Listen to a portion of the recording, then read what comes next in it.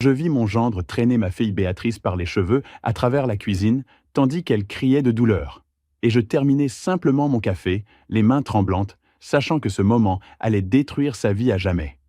48 heures plus tard, il perdrait tout. Je m'appelle Xavier Moreau. J'ai 63 ans et depuis 11 ans, je porte le poids de savoir que le mariage de ma fille était un mensonge bâti sur le contrôle et la peur. Aujourd'hui, pour la première fois, je vais raconter cette histoire complète, non pour chercher l'absolution ou les applaudissements, mais parce que peut-être quelqu'un qui m'écoute reconnaîtra les signes que j'avais mis trop de temps à comprendre pleinement. Tout commença en mars 2012. Mon épouse Claire venait de décéder 6 mois auparavant après avoir lutté 2 ans contre le cancer. Béatrice avait 23 ans et fréquentait depuis 8 mois Adrien Dupont, un homme de 25 ans qui travaillait comme superviseur dans une entreprise de logistique. Il semblait éduqué, ambitieux, responsable. Il disait les bonnes choses au bon moment. Ma fille était amoureuse, ou du moins, c'est ce qu'elle croyait. Quand Béatrice m'annonça qu'Adrien l'avait demandé en mariage, je ressentis quelque chose d'étrange dans la poitrine. Ce n'était pas de la joie, mais de l'inquiétude. J'avais remarqué de petites choses durant ces mois. Comment Adrien répondait à sa place quand on lui posait une question directement? Comment il vérifiait fréquemment son téléphone lorsque nous étions ensemble? Comment il l'écartait subtilement des conversations avec d'autres hommes lors des réunions de famille? Rien de dramatique, rien que je puisse signaler sans passer pour un père surprotecteur et paranoïaque. Mais j'avais été marié 32 ans à Claire. Je savais reconnaître la différence entre une attention sincère et un contrôle déguisé en préoccupation. Adrien ne prenait pas soin de Béatrice, il la surveillait. Je décidai de faire quelque chose que certains jugeront peut-être manipulateur, mais que je sais aujourd'hui avoir sauvé ma fille d'une destruction encore plus grande. Lorsque j'offris de leur acheter une maison comme cadeau de mariage, j'établis une condition que je présentais comme une protection juridique standard.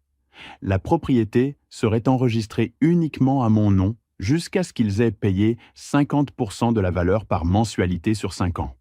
Après cela, je transférerai tout au nom de Béatrice exclusivement, et non à celui du couple. Adrien protesta poliment, arguant qu'en tant qu'époux, il devrait avoir droit au patrimoine conjugal. Mais je maintenus ma position avec fermeté, expliquant que c'était mon argent et mes conditions. Si cela ne leur semblait pas juste, ils étaient libres de chercher un logement par eux-mêmes. Béatrice intercéda, le convainquant d'accepter parce que papa veut juste nous protéger. La vérité était autre. Je voulais avoir un contrôle absolu sur cet actif parce que quelque chose au fond de moi me criait qu'un jour, ma fille aurait besoin d'une porte de sortie et je voulais m'assurer que cette porte existe et que j'en ai la seule clé. J'achetai la maison dans le quartier de Chamartín, à Madrid, pour 280 000 €, format déjà correct.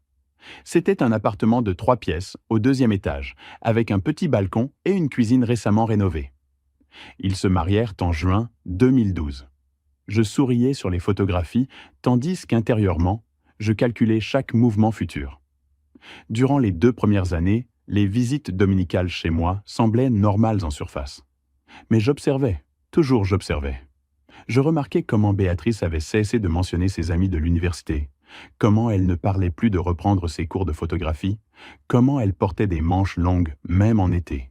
Quand je lui demandais directement si elle était heureuse, elle souriait avec trop d'efforts et disait que oui, qu'elle était simplement fatiguée par le travail.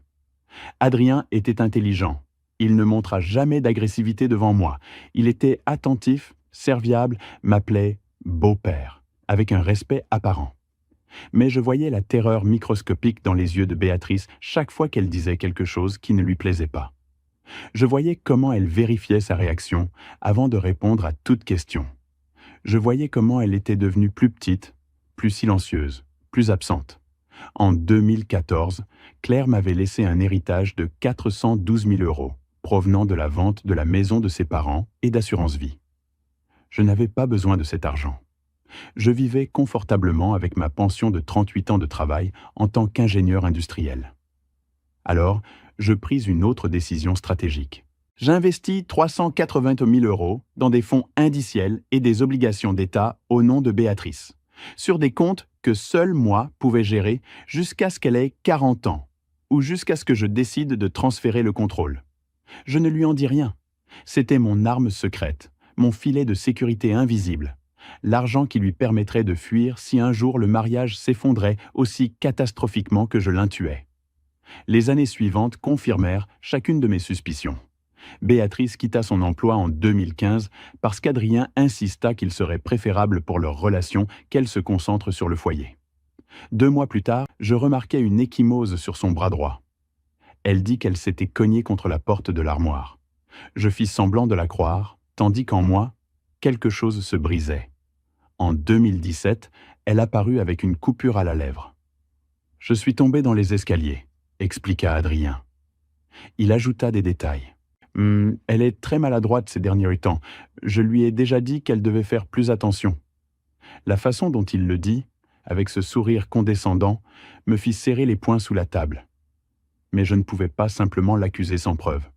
Je ne pouvais pas éloigner ma fille sans qu'elle-même ne reconnaisse le danger. Si je la pressais trop, Adrien l'isolerait complètement de moi.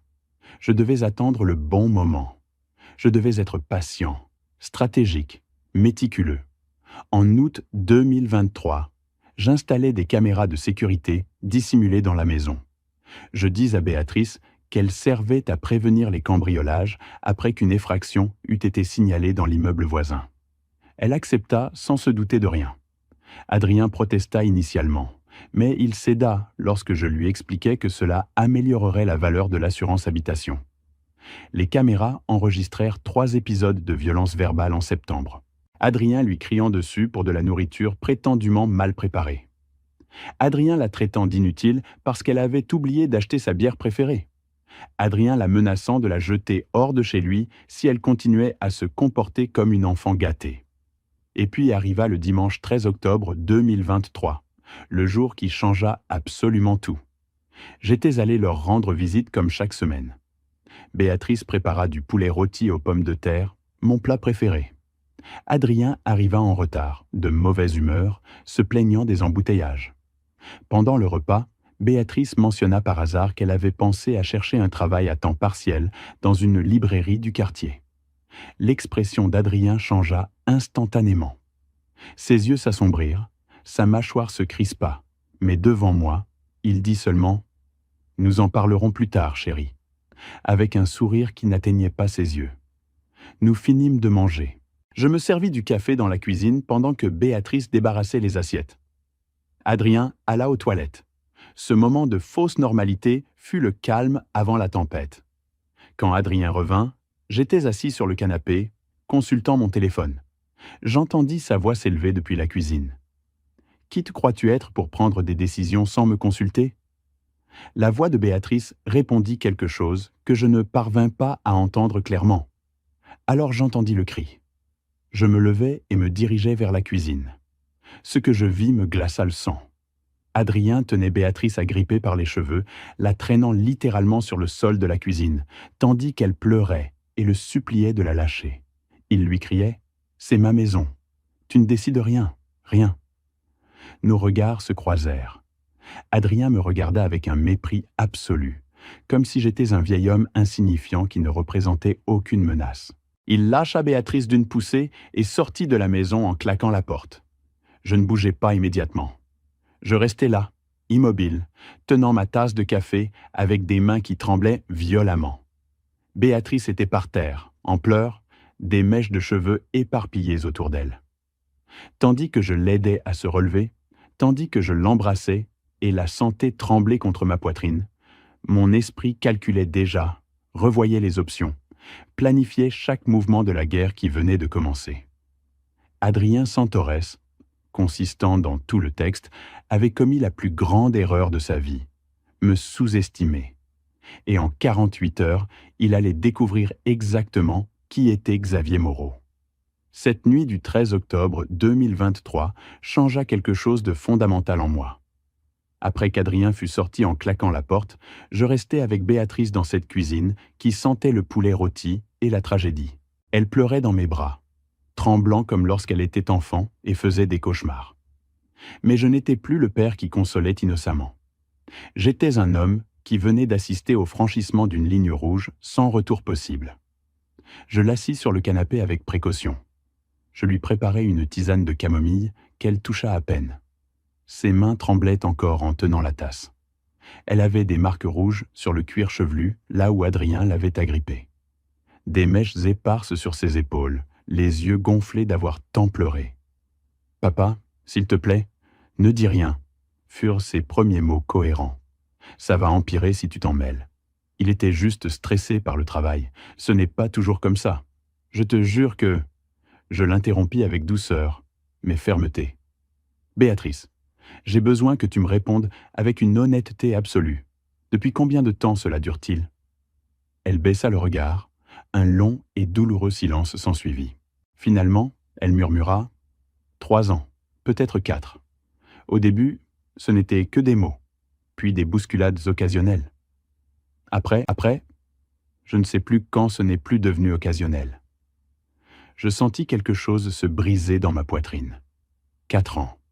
Ma fille vivait un enfer depuis 4 ans, tandis que je prenais un café dans son salon chaque dimanche, feignant que tout allait bien parce que je n'avais pas de preuves concrètes suffisantes pour agir. Je sortis mon téléphone portable. Il me fallait photographier les marques maintenant, tant qu'elles étaient fraîches. Béatrice s'effraya. « Pourquoi faire ? Je ne vais pas le dénoncer. Tu ne peux pas m'y obliger. Il va revenir à tout moment et si jamais il voit… » « Il ne verra rien, l'assurai-je. Fais-moi confiance. » D'une main étonnamment ferme, je pris 12 photographies sous différents angles. Le cuir chevelu rougi, les mèches arrachées que j'avais ramassées sur le sol de la cuisine et rangées dans un petit sac en plastique trouvé dans un tiroir.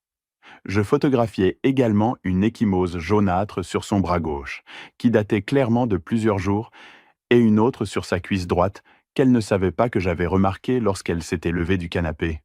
« Il y a autre chose que tu dois savoir ?» lui dis-je lorsque j'eus fini de tout documenter. « Quelque chose que je ne t'avais pas dit parce que j'espérais ne jamais avoir à l'utiliser. » Je la regardai droit dans les yeux. « Il y a 3 mois, j'ai installé des caméras de sécurité cachées dans cette maison. » Béatrice pâlit. « Quoi ? Pourquoi ferais-tu cela sans me le dire ?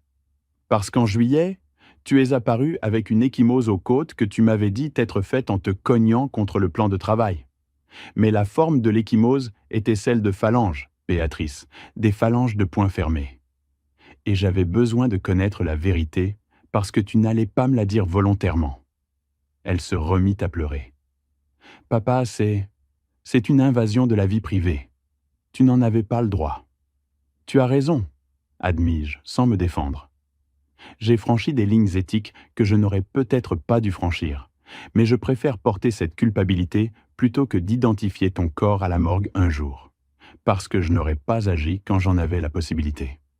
Le silence qui suivit fut dense et électrique. Béatrice digérait tout cela, tandis que les larmes continuaient de couler sur ses joues. Je respirais profondément, essayant de maintenir le calme stratégique dont j'aurais besoin pour la suite. « Quand enregistrer les caméras ?» demanda-t-elle finalement d'une petite voix. J'ouvris l'application sur mon téléphone. Je lui montrai 3 clips que j'avais sauvegardés du mois de septembre. Dans le premier, Adrien lui criait dessus pour avoir acheté du pain complet au lieu de pain blanc, la traitant de stupide et jetant le sac contre le mur. Dans le second, il la coinçait contre le réfrigérateur, tandis qu'il lui hurlait dessus à quelques centimètres de son visage pour avoir répondu à un message de sa cousine, sans lui avoir demandé la permission au préalable. Dans le troisième, enregistré seulement une semaine auparavant, il la poussait avec force contre la table de la salle à manger parce qu'elle avait suggéré de rendre visite à une amie d'enfance. Béatrice pleurait en regardant les enregistrements. Je ne savais pas qu'ils étaient si fréquents. Je crois que mon esprit les bloque après, comme s'ils ne s'étaient pas vraiment produits. Cela s'appelle un traumatisme, lui expliquai-je avec douceur. Ton cerveau te protège en te dissociant des souvenirs les plus douloureux. Mais cela te fait aussi normaliser l'abus et perdre la perspective de la gravité réelle de la situation. Je pris ses mains entre les miennes. Béatrice, écoute-moi bien. Ce à quoi j'ai assisté aujourd'hui n'était pas un accident. Ce n'était pas du stress lié au travail, ni un moment de perte de contrôle. C'était une violence calculée, conçue pour te soumettre et te terroriser. Et cela va s'aggraver. Cela s'aggrave toujours. « Que veux-tu que je fasse ?» demanda-t-elle d'une voix brisée. Je n'ai pas d'argent à moi. Je n'ai pas de travail. Cette maison vous appartient légalement à tous les deux. Je n'ai nulle part où aller si je le quitte. C'était ça, le moment que j'avais préparé pendant 11 ans sans savoir exactement quand il arriverait. Tu as plus que tu ne le crois, lui dis-je. Mais d'abord, j'ai besoin de passer un appel. Tu me fais confiance? Elle hocha lentement la tête. J'ai toujours eu confiance en toi, papa. Même quand je n'aurais pas dû. Je composais le numéro de Michel Alvarez, tel qu'utilisé majoritairement dans le texte, mon meilleur ami depuis l'université et l'un des avocats les plus respectés en droit de la famille à Madrid. Il était 22h30. Il répondit à la 3e sonnerie.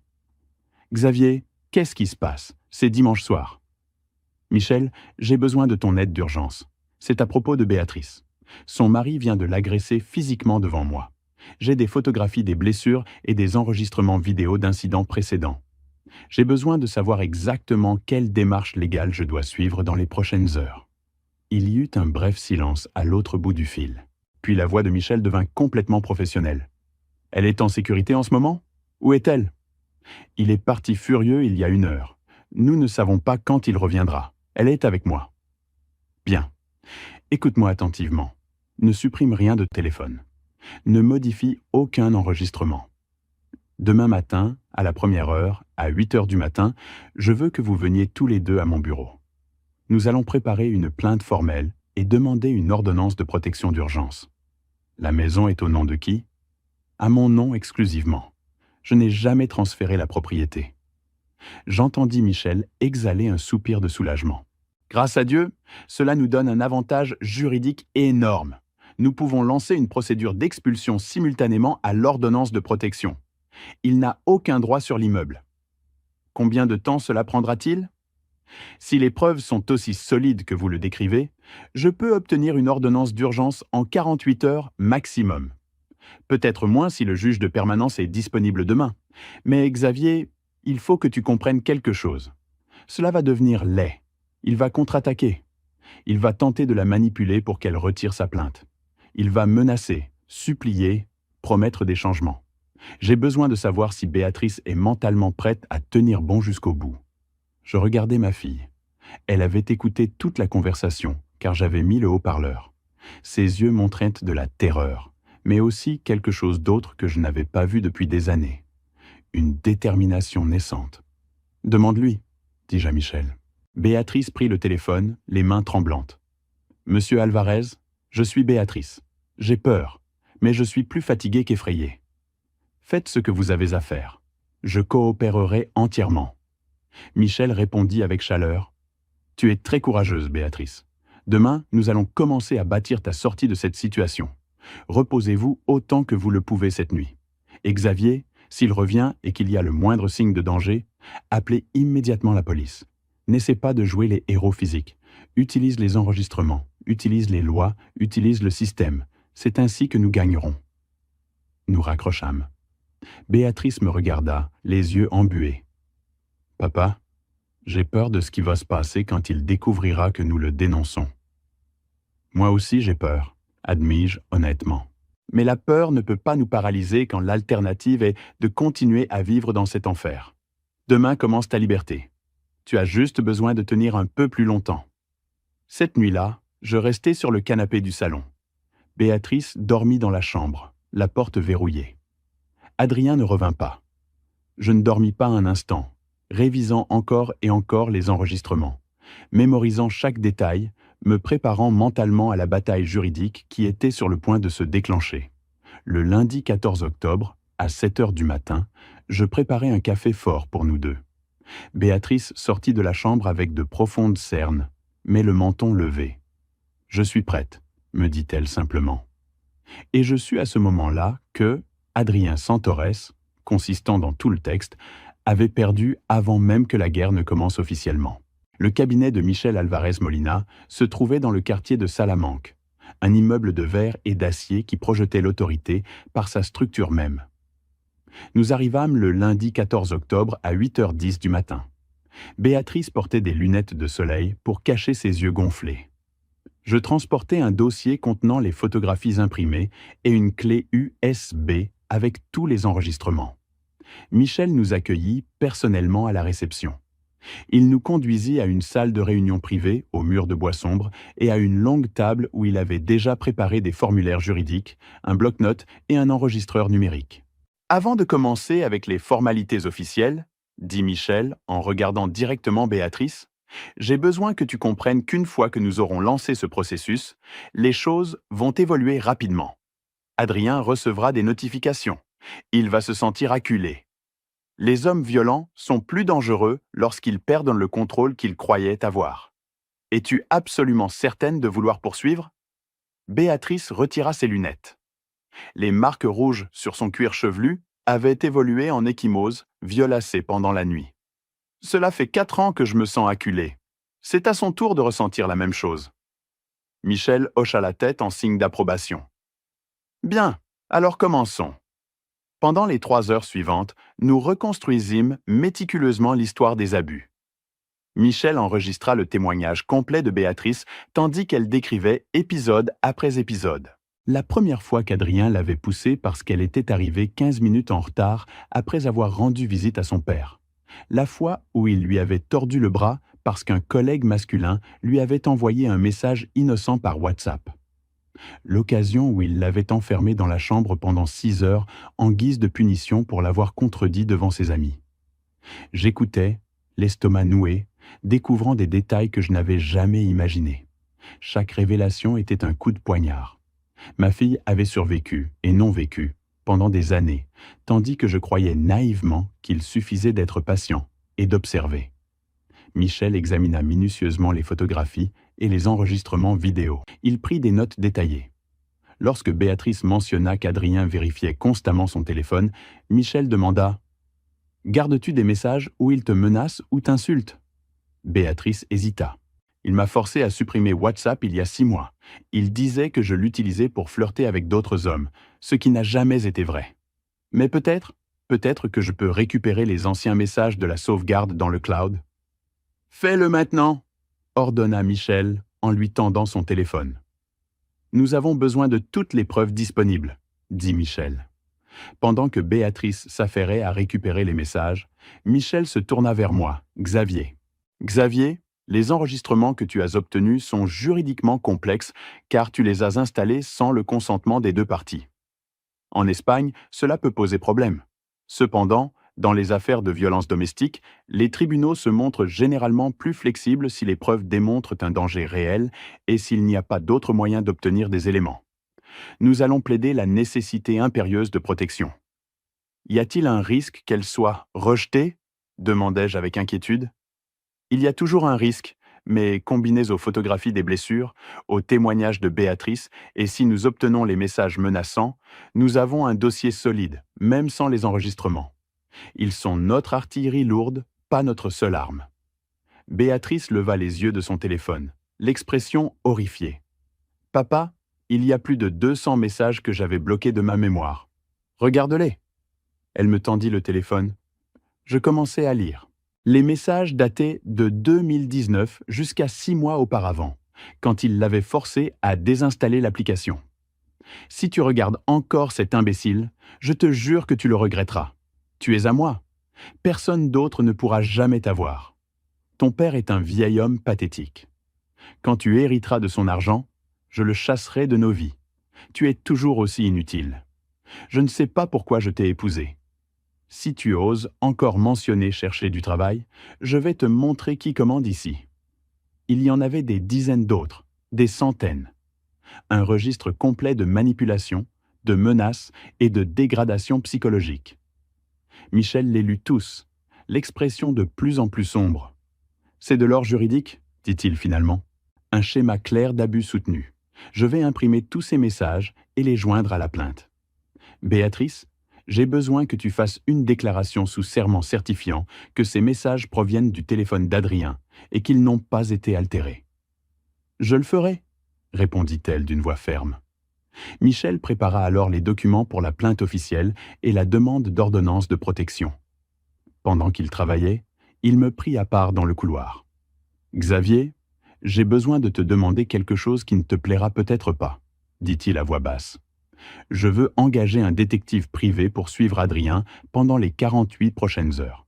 Nous devons savoir où il se trouve, ce qu'il fait, s'il représente un risque immédiat. Je veux aussi qu'il enquête sur ses finances. Des hommes comme lui cachent fréquemment des secrets qui peuvent être utilisés comme levier supplémentaire. Combien cela coûte-t-il ? Demandai-je. Entre 2 000 et 3 000 euros, selon le temps que cela prendra, mais cela vaut chaque centime si nous trouvons des informations utiles. N'hésite pas. Fais-le. As-tu quelqu'un de confiance ? Le meilleur ? Il s'appelle Robert Campos, tel qu'utilisé majoritairement, un ancien policier. Il travaille maintenant sur des affaires privées. Discret, efficace, implacable si nécessaire. Michel passe à l'appel sur le champ. Robert accepta l'affaire immédiatement et convint de nous rencontrer cet après-midi-là pour recevoir des photographies d'Adrien et des détails sur ses routines. Nous retournâmes à la salle de réunion. Béatrice avait fini de signer tous les documents nécessaires. Michel révisa tout méticuleusement. Puis il nous regarda tous les deux avec sérieux. « Je vais déposer cela devant le juge des référés dans 2 heures. Avec les preuves que nous avons, je suis confiant d'obtenir une ordonnance de protection pour demain après-midi au plus tard. Cela signifie qu'Adrien ne pourra pas s'approcher de Béatrice à moins de 500 mètres. Simultanément, Xavier, toi, en tant que propriétaire légal du logement, tu vas déposer une demande d'expulsion pour violence domestique perpétrée sur ta propriété. Ce sont 2 fronts légaux qui attaquent en même temps. Et s'il tente de contacter Béatrice avant que l'ordonnance ne soit active ? Demandai-je. Ne réponds pas aux appels, ne lis pas les messages. S'il apparaît physiquement, tu appelles le 17 immédiatement. N'essaie pas de raisonner avec lui ni de lui expliquer quoi que ce soit. Le silence absolu est ta meilleure défense jusqu'à ce que les protections légales soient en vigueur. Nous quittâmes le bureau de Michel vers midi. J'emmenai Béatrice dans un hôtel discret à Chambéry où je réservais une chambre sous mon nom. Elle ne pouvait pas retourner à la maison. C'était trop risqué. « Papa, je n'ai pas de vêtements, je n'ai pas mes affaires. »« Tout est là-bas, » dit-elle avec angoisse. « Nous achèterons le nécessaire, les objets matériels sont remplaçables. Toi, non. » Nous déjeunâmes dans la chambre d'hôtel. Béatrice toucha à peine sa nourriture. Je n'avais pas non plus d'appétit, mais je me forçais à manger car je savais que j'aurais besoin d'énergie pour ce qui allait arriver. À 17 heures, nous rencontrâmes Robert Campos, tel qu'utilisé majoritairement, dans un café près de l'hôtel. C'était un homme d'une 50aine d'années, avec une calvitie naissante et un regard perçant qui analysait tout constamment. Je lui remis des photographies récentes d'Adrien et lui expliquai ses routines. Il travaillait dans une entreprise de logistique à Alcobendas. Il terminait son service à 18 heures. Il fréquentait habituellement une salle de sport à Arturo Soria les lundis et mercredis. Robert prit des notes exhaustives. « J'ai besoin de 48 heures. Je vais le suivre. Documenter ses mouvements, observer ses rencontres, enquêter sur ses finances. Si j'accède à des informations publiques, s'il y a des secrets, je les trouverai. » « Quelle est la probabilité que vous trouviez quelque chose ? » demanda Béatrice.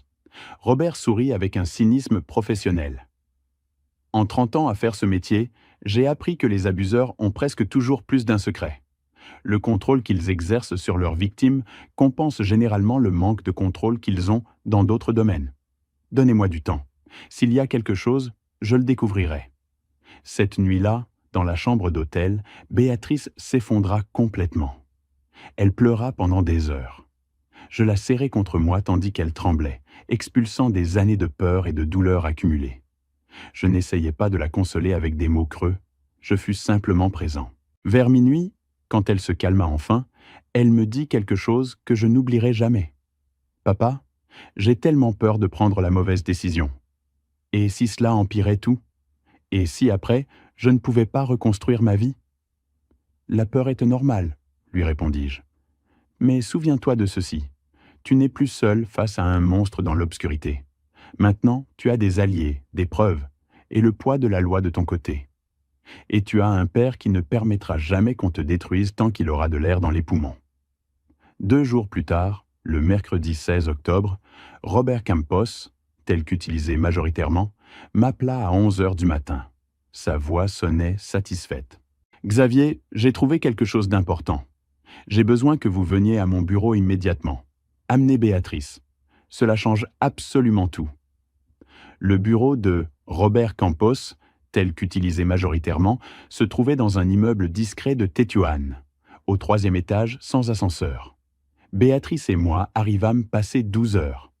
Robert nous attendait, des dossiers ouverts sur son bureau, avec l'expression de quelqu'un qui vient de déterrer de l'or. « Asseyez-vous », nous indiqua-t-il en verrouillant la porte. « Ce que je vais vous montrer est de la dynamite pure. » Il ouvrit le premier dossier. À l'intérieur se trouvaient des photographies prises au téléobjectif. Adrien sortant de son travail le mardi après-midi. Adrien entrant dans un immeuble d'appartements à Prosperidad. Adrien embrassant une jeune femme dans le hall. La même femme le raccompagnant 2 heures plus tard. Béatrice resta paralysée, fixant les images. Son visage passa du choc à quelque chose qui ressemblait à un soulagement amer. « Son nom est Christine Vargas », continua Robert. « Elle a 26 ans. Elle travaille comme vendeuse dans une boutique de vêtements au centre commercial La Baguada. Ils se fréquentent depuis environ 2 ans, d'après ce que j'ai pu confirmer auprès des voisins de l'immeuble où elle vit. Adrien lui rend visite régulièrement, 2 ou 3 fois par semaine. « 2 ans, murmura Béatrice, pendant que je croyais que ces absences étaient dues à des heures supplémentaires. » Robert hocha la tête avec une empathie professionnelle, mais sans s'arrêter. « Y a-t-il autre chose ?» J'ai enquêté sur ses finances en accédant au registre public des saisies et des dettes. Adrien a de sérieux problèmes de ludopathie. Il doit 32 000 € à des sites de paris en ligne et à des prêteurs privés. Il a détourné de l'argent des comptes joints qu'il partage avec vous pour couvrir les paiements minimums. Il sortit des extraits bancaires qu'il avait obtenus grâce à ses contacts dans le système financier. Il surligna en jaune des virements mensuels qui partaient du compte joint de Béatrice et Adrien vers des comptes de sociétés de paris sportifs et de prêts rapides. De plus, Robert glissa une autre série de documents. J'ai découvert que le mois dernier, il avait tenté de demander un prêt hypothécaire en utilisant l'adresse de la maison de Chamartin comme s'il en était le propriétaire. La banque a rejeté la demande après avoir vérifié qu'il ne figurait pas comme propriétaire enregistré. Mais la tentative a été documentée. Je sentis mon sang bouillir. Il prévoyait d'hypothéquer la maison sans notre consentement pour payer ses dettes. Exactement. Et il y a un détail encore plus troublant. Robert sortit un rapport imprimé. Hier soir, après que vous ayez déposé la plainte, Adrien a rencontré 2 hommes dans un bar de Carabanchel. J'ai réussi à les photographier et l'un de mes contacts à la police les a identifiés. Ce sont des recouvreurs de dettes ayant des antécédents d'extorsion et d'agression. La conversation semblait tendue. Adrien est sorti du bar visiblement perturbé. Béatrice porta les mains à sa bouche. « Ces hommes vont venir me chercher. Ils croient que j'ai leur argent ?»« Je ne crois pas, » répondit Robert. Mais Adrien est désespéré. Les murs se referment sur lui. Il a perdu l'accès à la maison qu'il pensait pouvoir utiliser comme garantie. Vous avez déposé plainte. Son monde s'écroule. Des hommes dans cette situation prennent des décisions irrationnelles. Je regardai Béatrice et vis la panique grandir dans ses yeux. Je reconnus cette expression. C'était la même qu'elle avait chaque fois qu'elle envisageait de reculer, chaque fois que la peur menaçait de la paralyser. « Béatrice, » dis-je en lui prenant les mains, « écoute-moi. Je sais que c'est terrifiant. Je sais qu'une partie de toi pense probablement qu'il serait plus facile de retirer la plainte, de retourner avec lui, de faire comme si rien ne s'était passé. » Elle ne répondit pas, mais ses yeux le confirmèrent. « Mais tu dois comprendre quelque chose de crucial. » Musica. Je continuais. Si tu recules maintenant, il saura qu'il peut te contrôler par la peur pour toujours. Et avec ses dettes, avec ses créanciers qui le pressent, il va faire de toi son punching ball permanent. Il va te blâmer pour tout ce qui tourne mal dans sa vie et Musica, finalement, à un moment de rage, quand il perdra complètement le contrôle, il ira trop loin. Musica. Et alors il sera peut-être trop tard.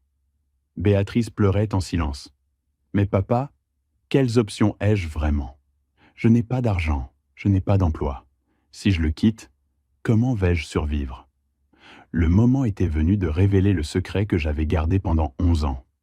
Il y a quelque chose que je ne t'ai jamais raconté. Je commençais en respirant profondément.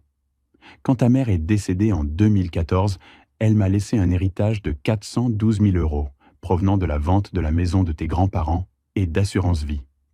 Musica. Béatrice me regarda, confuse. Je sais. As-tu utilisé cet argent pour ta retraite? Non, pas exactement. J'ai utilisé 32 000 pour des dépenses immédiates et des réparations dans mon appartement. Le reste, je l'ai investi pour toi. Je sortis de ma mallette un dossier que j'avais apporté de la banque ce matin-là. À l'intérieur se trouvaient les relevés d'un compte d'investissement au nom de Béatrice Moreno-Vega, géré fiduciairement par Xavier Moreau jusqu'à ses 40 ans, ou jusqu'à ce que je décide de transférer le contrôle total. 380 000 euros, dis-je en montrant le solde final. Musica investit dans des fonds indiciels et des obligations d'État pendant 11 ans. Avec les rendements accumulés, le total s'élève aujourd'hui à 423 000 euros et 50 centimes. Béatrice regardait les documents comme s'ils étaient écrits dans une langue étrangère. Non, je ne comprends pas pourquoi tu ne me l'as jamais dit. Parce que j'avais besoin que ce soit ton filet de sécurité absolu. Si je te l'avais dit, tu aurais peut-être ressenti la pression de l'utiliser pour des choses du mariage, ou Adriane aurait trouvé un moyen d'y accéder. Il devait être invisible jusqu'au moment exact où tu en aurais besoin pour te libérer. Et ce moment est maintenant. Musica? Roberto observait la scène avec une discrétion professionnelle. Miguel m'avait raconté que Roberto avait vu d'innombrables cas de violence domestique durant ses années en tant que policier. Il savait reconnaître les moments décisifs. Béatrice continuait de traiter l'information, sous le choc. 423 000 euros. Cette musica, c'est suffisant pour vivre indépendamment pendant des années pendant que tu reconstruis ta vie, complètai-je, pour payer une thérapie, pour démarrer une entreprise, si tu veux, pour avoir la liberté qu'il t'a volée, mais seulement si tu poursuis le processus légal. Si tu recules maintenant, cet argent restera bloqué, car je ne vais pas permettre que tu l'utilises pour financer une vie d'abus continu. Ce fut dur de dire cela, mais nécessaire. Béatrice avait besoin de comprendre que la sortie existait, mais qu'elle exigeait de traverser complètement le pont, de ne pas rester à mi-chemin. Elle respira profondément plusieurs fois. Musica. Quand elle parla finalement, sa voix sonnait différemment, plus ferme, plus décidée.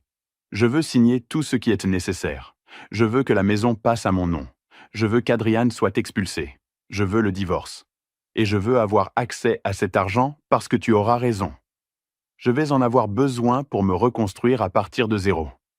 Je ressentis de la fierté et de la douleur simultanément. Fierté parce que ma fille retrouvait sa colonne vertébrale. Douleur parce qu'il avait fallu si longtemps pour en arriver là. Roberto intervint. Alors, j'ai un contact à la police qui peut assigner des patrouilles supplémentaires près de l'hôtel où il séjourne et près de la maison de Chamartin. Ce n'est pas une protection officielle 24 heures sur 24, mais cela aide. Je recommande également qu'il change d'hôtel tous les 3 ou 4 jours par précaution. Fais-le, Musica, lui demandai-je. Toutes les dépenses iront sur mon compte. Cet après-midi-là, nous allâmes directement chez Miguel. Nous lui montrâmes tout ce que Roberto avait découvert. Miguel sourit comme un requin sentant le sang. C'est mieux que ce que j'espérais. Infidélité documentée, dette cachée, tentative de fraude hypothécaire. Je vais le détruire légalement. Le juge accordera l'ordonnance de protection demain, sans aucun doute, et nous allons accélérer l'expulsion. Musica. Avec ces preuves, nous pouvons le faire sortir de la maison en 1 semaine maximum. Nous préparâmes alors les documents de transfert de propriété. Moi, en tant que propriétaire enregistré, je signai la cession totale du logement au nom exclusif de Béatrice. Elle signa en acceptant la propriété. Miguel certifia le tout devant notaire. Ce même après-midi, nous sortîmes de l'étude notariale à la tombée de la nuit. Béatrice marchait différemment, comme si un poids invisible s'était légèrement allégé de ses épaules. « Papa », me dit-elle, pendant que nous attendions un taxi. « Merci de ne pas avoir renoncé à moi, même quand j'avais renoncé à moi-même. »« Les parents n'abandonnent jamais, » répondis-je simplement. À l'occasion, nous attendons simplement le bon moment pour agir. Le taxi nous conduisit à un nouvel hôtel à Moncloa, où Robert avait réservé une chambre sous un faux nom pour une sécurité accrue. Cette nuit-là, je dormis mieux que depuis des semaines, sachant que nous avions dépassé le point de non-retour. Adrien Saint-Orès recevrait les documents légaux le lendemain et sa vie telle qu'il la connaissait, était sur le point de s'effondrer complètement. Le jeudi 17 octobre 2023, nous reçûmes l'appel de Michel à 10 heures du matin. Sa voix transmettait une satisfaction contenue. « Nous y sommes parvenus. Le tribunal a approuvé l'ordonnance de protection il y a 20 minutes. Adrien sera officiellement notifié demain vendredi à 16 heures sur son lieu de travail. Simultanément, un huissier de justice remettra l'injonction d'expulsion au domicile. Je veux que ce soit public, bruyant, humiliant, que ses collègues le voient, qu'ils comprennent que sa façade d'homme respectable vient de s'effondrer. » Béatrice écoutait avec une expression complexe, mêlant soulagement et terreur anticipée. « Et s'il devient violent quand il recevra les papiers ? » « C'est pourquoi j'ai tout coordonné avec une précision chirurgicale, » expliqua Michel. La notification sur son lieu de travail a lieu en premier. Il sera entouré de témoins, sous la pression sociale de garder son calme. Au moment où l'huissier de justice arrivera à la maison, il aura déjà remis l'expulsion et un serrurier aura changé toutes les serrures.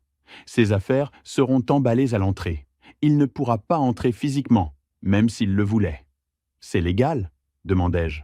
« Retirer ses affaires sans qu'il soit présent ? En tant que propriétaire du bien immobilier, vous avez le droit d'expulser quiconque commet des actes de violence sur votre propriété.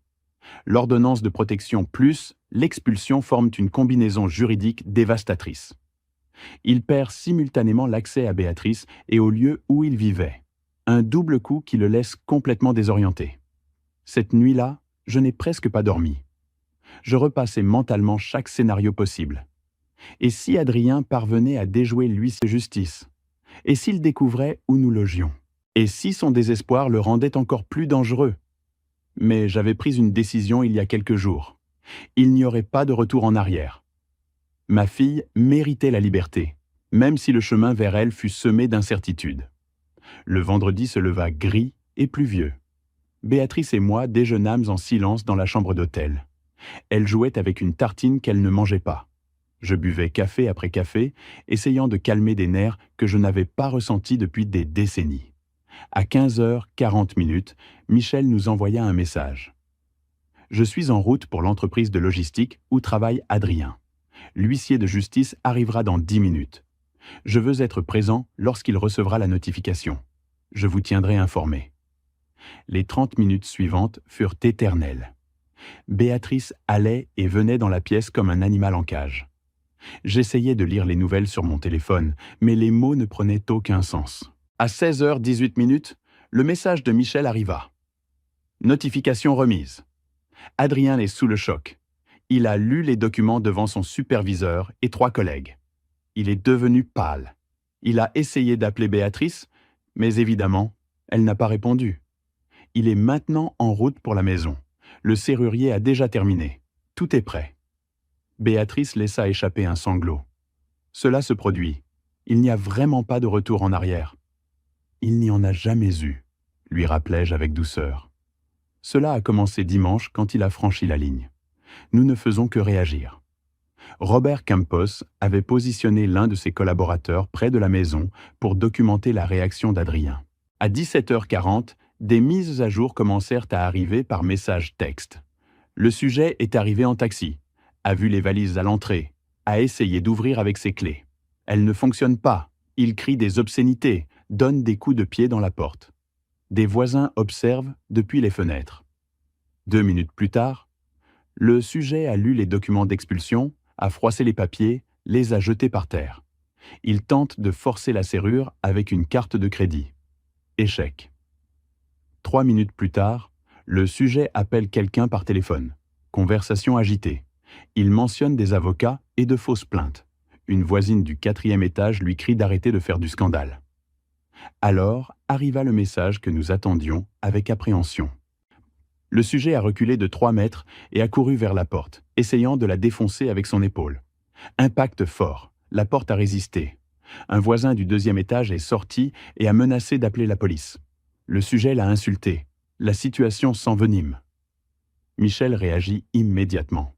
Il appela le numéro d'urgence depuis son téléphone. Je dois signaler un homme qui tente d'entrer violemment dans une propriété privée. Rue Alcala numéro... Il donna l'adresse exacte. Une ordonnance de protection est déjà en vigueur contre lui. Non. Adrien Saint-Torres. Numéro de pièce d'identité. 6 minutes plus tard, la mise à jour finale de Robert arriva. 2 patrouilles de police sont arrivées. Les agents ont parlé au sujet. Ils ont vérifié l'ordonnance de protection dans le système. Le sujet a soutenu que la maison lui appartenait. Les agents ont vérifié le registre de propriété sur une tablette. Ils ont confirmé qu'elle appartenait à Xavier Moreno-Ruiz. Le sujet s'est encore plus agité. Il a tenté de pousser un agent, a été maîtrisé et menotté. Ils l'ont fait monter dans la voiture de patrouille. Il a été arrêté pour résistance à l'autorité et tentative d'effraction. Béatrice s'est effondrée sur le lit, les mains couvrant son visage. Je ne savais pas si elle pleurait de soulagement ou d'horreur face à ce qui venait de se déchaîner. Michel a appelé quelques minutes plus tard. Parfait. Mieux que ce que nous avions prévu. Adrien passera au moins 72 heures en détention. Quand il sortira, il aura un casier judiciaire fraîchement entaché, ce qui renforcera notre position lors du procès de divorce. De plus, il a violé l'ordonnance de protection moins de 2 heures après l'avoir reçue en tentant de contacter Béatrice par téléphone. Cela ajoute d'autres chefs d'accusation. Et maintenant, qu'est-ce qui se passe ? Ai-je demandé. Maintenant, nous attendons. Il sera en garde à vue jusqu'à ce que la procédure soit terminée. Il sortira probablement lundi avec des mesures conservatoires supplémentaires. D'ici là, nous aurons déjà officiellement entamé la procédure de divorce et gelé tous les comptes bancaires conjoints pour l'empêcher de dissimuler des actifs. Cette nuit-là, nous avons commandé à manger à l'hôtel, mais aucun de nous deux n'a vraiment mangé. Béatrice semblait en transe, assimilant le fait que son mariage s'était terminé de la manière la plus explosive possible. « Papa » dit-elle près de minuit. Une partie de moi ressent, je ne sais pas comment l'expliquer, de la culpabilité, de la pitié pour lui. Je sais que ça semble absurde après tout ce qu'il m'a fait, mais pendant des années, il a été mon monde entier. Le voir arrêté, humilié devant ses collègues, une partie malade de moi veut le consoler. J'ai reconnu cette réaction. Je l'avais étudiée pendant mes nuits d'insomnie en lisant sur la psychologie de l'abus. Cela s'appelle le lien traumatique. Ton cerveau a associé Adrien simultanément au danger et à la sécurité parce qu'il contrôlait ces 2 aspects de ta vie. Il est normal de ressentir cette confusion, mais ce n'est ni de la vraie culpabilité, ni de la vraie pitié. C'est une programmation mentale qu'il a délibérément installée pendant des années. Il faudra du temps pour te déprogrammer. Combien de temps ? Je ne sais pas. Peut-être des mois, peut-être des années, mais chaque jour que tu passeras loin de lui, cette programmation s'affaiblira un peu plus. Finalement, tu verras clairement ce que ton esprit tente encore de nier aujourd'hui, que tu as échappé à quelqu'un qui t'aurait complètement détruite si tu étais restée. Le samedi et le dimanche furent étrangement calmes. Sans Adrien en détention, c'était comme si nous étions entrés dans l'œil du cyclone. Béatrice commença à parler plus ouvertement du mariage, se remémorant des épisodes qu'elle avait bloqués. Chaque conversation était douloureuse, mais nécessaire. Michel nous informa le dimanche après-midi qu'Adrien sortirait le lundi avec une interdiction absolue d'approcher Béatrice ou l'ancien domicile, sous peine d'emprisonnement immédiat. Ses affaires seraient remises par l'intermédiaire d'un tiers neutre en présence de témoins. « Et après » demanda Béatrice. « Après » répondit Michel calmement. « Le vrai travail commence. Le divorce, la division des comptes, les audiences. Mais la partie la plus dangereuse est déjà passée. Maintenant, tout se déroule dans les salles d'audience, avec des juges présents. Il n'a plus de pouvoir sur toi au-delà de ce que tu décides de lui accorder. » Cette nuit-là, allongé dans le lit de l'hôtel, écoutant la respiration irrégulière de Béatrice dans la chambre contiguë, je pensais à quel point nous avions frôlé le désastre. Si je n'avais pas installé les caméras, si je n'avais pas gardé la maison à mon nom, si je n'avais pas secrètement mis de l'argent de côté, l'absence de l'une de ces précautions aurait laissé ma fille piégée sans issue visible. Parfois, la paranoïa et la prudence excessive ne sont pas des défauts. Parfois, elles sont exactement ce qui sauve des vies. Le lundi 20 octobre 2023, je me suis réveillé avec un objectif renouvelé. Adrien était détenu depuis 70 heures et sortirait cet après-midi-là avec des mesures conservatoires. Mais avant qu'il ne retrouve sa liberté limitée, J'avais une tâche spécifique à accomplir. À 9 heures du matin, je me suis présenté au commissariat de police de Chamartin. Je portais un dossier volumineux sous le bras. Des copies de tous les enregistrements au format DVD. Des transcriptions certifiées par notaire des messages menaçants, des photographies médicales des blessures de Béatrice et le rapport complet de Robert Campos concernant les dettes, la maîtresse et la tentative de fraude hypothécaire.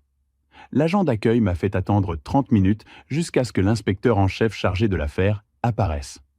Un homme d'environ 55 ans nommé Raymond Yvan Soto. Il avait le regard fatigué de quelqu'un qui a vu trop d'histoires similaires. « Monsieur Moreno !» me salua-t-il en me serrant fermement la main. « Michel Alvarez m'a prévenu de votre venue. Il dit que vous avez des preuves supplémentaires concernant le détenu Adrienson. »« Plus qu'additionnel », répondis-je en lui tendant le dossier. C'est le contexte complet expliquant pourquoi cet homme représente une menace réelle et documentée pour ma fille. L'inspecteur examina les contenus pendant 15 minutes en silence. Quand il leva les yeux, son expression s'était durcie. C'est un cas d'école, 11 mois de violence systématique enregistrée. Pourquoi a-t-elle attendu si longtemps pour agir? La question me fit mal, car je me l'étais posée des centaines de fois. Parce qu'elle craignait que si elle agissait trop tôt, sans preuve suffisante, il la convaincrait que j'étais le problème. Les abuseurs sont experts dans la manipulation de leurs victimes. Elle avait besoin que la réalité soit indéniable, même pour elle. Ibáñez hocha la tête avec compréhension. J'ai vu cette dynamique des dizaines de fois. Des parents désespérés voyant leur fille se détruire lentement, paralysés par la peur d'aggraver la situation. Il se pencha en arrière sur sa chaise. « Monsieur Moreno, je vais être direct. Quand Adrián s'en sortira aujourd'hui, il sera furieux. Les hommes comme lui interprètent les conséquences légales non comme une justice méritée, mais comme une persécution injuste. Votre fille doit rester invisible pendant les prochaines semaines. Nous avons déjà pris des précautions. Nous changeons d'hôtel tous les 3 jours. Elle n'utilise pas son téléphone personnel. Nous avons coupé tout contact avec des personnes qui pourraient divulguer des informations sur son emplacement. Bien car cela va s'intensifier avant de s'améliorer. Il perdra des choses supplémentaires, probablement son emploi quand ils apprendront ses antécédents judiciaires, sa réputation sociale. L'accès au crédit. Chaque perte le rendra plus imprévisible. Comme si l'univers avait entendu notre conversation, le téléphone de l'inspecteur sonna. Il répondit par monosyllabes, écouta brièvement et raccrocha avec une expression sombre. C'était le superviseur des ressources humaines de l'entreprise où travaille Sam. Il venait de le licencier avec effet immédiat. Politique de tolérance zéro envers les employés ayant des ordonnances de protection pour violences domestiques. Sam ne le sait pas encore car il est toujours détenu ici. Mais quand il sortira et ira travailler demain, il trouvera une lettre de licenciement l'attendant. Je ressentis une sombre satisfaction. Les dominos tombaient exactement comme ils devaient tomber. Je sortis du commissariat vers midi. Béatrice m'attendait dans un café proche, cachée derrière des lunettes de soleil, malgré le jour nuageux. Je lui racontai ce qui s'était passé. Elle traita l'information avec une expression complexe. « Il va me blâmer pour la perte de son travail », dit-elle d'une petite voix. « Il va te blâmer pour tout. » Telle est la nature des hommes comme lui. Ils n'acceptent jamais la responsabilité. Ils sont toujours victimes de conspirations injustes. Nous retournâmes à l'hôtel à Moncloa. Cet après-midi-là, vers 18h, Miguel nous informa qu'Adrián avait été libéré avec l'interdiction absolue de s'approcher à moins de 500 mètres de Béatrice ou de l'ancien logement. Il avait l'obligation de se présenter chaque semaine au commissariat et portait un dispositif de suivi électronique pour vérifier le respect de l'ordonnance. « C'est un bracelet électronique », expliqua Miguel avec satisfaction. S'il s'approche du périmètre interdit, les alarmes se déclenchent automatiquement et la police intervient en quelques minutes. Je pensais que nous dormirions tranquilles cette nuit-là. Je me trompais. À 22h40, le téléphone de Béatrice, que nous avions gardé éteint pendant des jours, commença à vibrer quand elle l'alluma brièvement pour consulter d'anciens messages. 67 appels manqués, tous de numéros inconnus. Puis commencèrent les messages WhatsApp de contact qu'elle n'avait pas bloqués. La mère d'Adrián, Dolores Sandromero, sa sœur cadette, Patricia San Gutiérrez, même la tante maternelle, Rosa Torres Blanco. Nous lûmes les messages avec une incrédulité croissante. Dolores, Béatrice, tu es une misérable. Mon fils est détruit à cause de toi et de ton père manipulateur. Tu as inventé des mensonges pour garder la maison. Dieu te punira. Patricia. J'ai toujours su que tu étais une opportuniste. Tu as utilisé mon frère et maintenant tu le jettes comme une ordure. C'est toi l'ordure. J'espère que tu pourriras seul. Rosa. Ton père est un vieil aigri qui ne supporte pas de voir sa fille heureuse. Il t'a lavé le cerveau contre Adriane. J'espère que tu ouvriras les yeux avant qu'il ne soit trop tard. Il y en avait des dizaines d'autres, des insultes, des accusations, des menaces voilées. Toutes suivaient le même schéma. Béatrice était la méchante manipulatrice. Adriane était la victime innocente, et j'étais le père contrôleur orchestrant tout. Béatrice tremblait en les lisant. Comment peuvent-elles penser cela? N'ont-elles pas vu les photographies? Elles ne savent pas ce qu'il m'a fait. Elles ne veulent pas le voir, lui expliquai-je. Pour elles, accepter qu'Adriane est un abuseur signifierait admettre qu'elles ont échoué à l'élever ou à te protéger. Il est psychologiquement plus facile de te transformer en antagoniste. J'appelai immédiatement Miguel. Il répondit d'une voix alerte malgré l'heure tardive. Harcèlement de la part de la famille. J'ai besoin que tu rédiges un communiqué légal formel, menaçant de poursuites pour diffamation, harcèlement et dommages moraux. S'il continue à contacter Béatrice, envoie-le demain à la première heure par recommandé à toutes. Compris? Je vais également demander l'extension de l'ordonnance de protection afin d'y inclure les membres de la famille au premier degré de l'agresseur. Ils ne peuvent pas les utiliser comme intermédiaires pour harceler. Le mardi fut pire. La mère d'Adrien apparut dans l'immeuble où je vivais.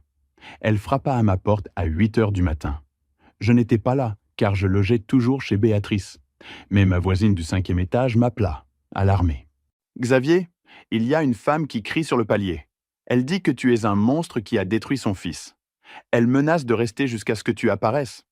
J'ai déjà appelé le syndic de l'immeuble. Je lui ai demandé d'appeler la police. Une patrouille arriva 20 minutes plus tard et escorta Dolores hors de l'immeuble avec un avertissement formel. Si elle revenait, elle serait arrêtée pour trouble à l'ordre public. Mais le harcèlement ne cessa pas. Ce même après-midi, Patricia San trouva le profil Facebook de Béatrice qu'elle avait oublié de désactiver. Elle publia sur le mur des commentaires diffamatoires visibles par tous les contacts.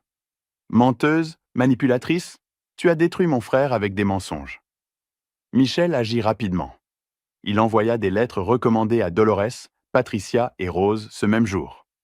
Le texte était incisif et professionnel. En représentation de ma cliente Béatrice Moreno Vega, je vous notifie formellement que tout contact direct ou indirect avec elle constitue un harcèlement illégal. Toute communication supplémentaire, qu'elle soit téléphonique, électronique ou en personne, entraînera des actions en justice immédiates, y compris, mais sans s'y limiter, des poursuites civiles pour dommages et intérêts. Vous avez 24 heures pour cesser complètement toute interaction. Ce document est enregistré comme preuve dans les procédures judiciaires en cours. Le harcèlement cessa brusquement après cela, mais le préjudice émotionnel était déjà fait. Béatrice passa 2 jours plongée dans la dépression, se demandant si elle avait réellement pris la bonne décision. « Peut-être est-ce moi qui me trompe ?» sanglota-t-elle le mercredi soir. Tant de gens le défendent. Et si ma perception est faussée? Et si j'ai tout exagéré? Je dus lui rappeler la réalité avec fermeté. « Béatrice, regarde-moi. Adrien t'a traîné par les cheveux à travers la cuisine. Ce n'est pas une perception faussée, c'est une violence physique documentée.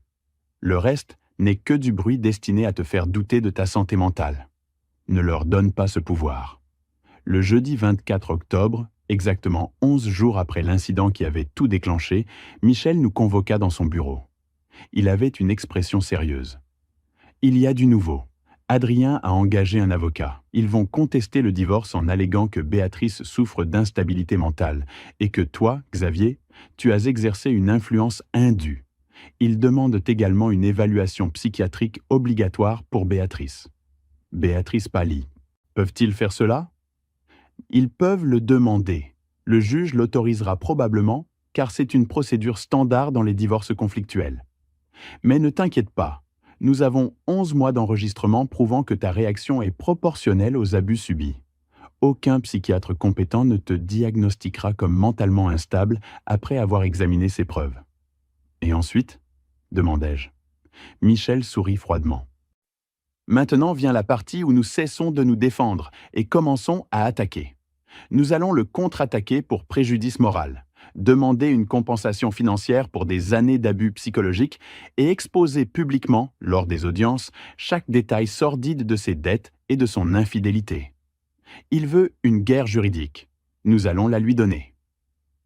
Fin octobre 2023, tandis que nous préparions la contre-poursuite contre Adrien, je décidai de faire quelque chose que j'avais reporté par égard pour Béatrice.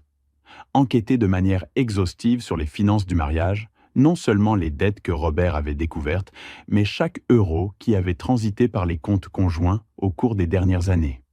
Béatrice me fournit l'accès au relevé bancaire qu'elle avait téléchargé avant qu'Adrien ne l'oblige à fermer son accès bancaire en ligne.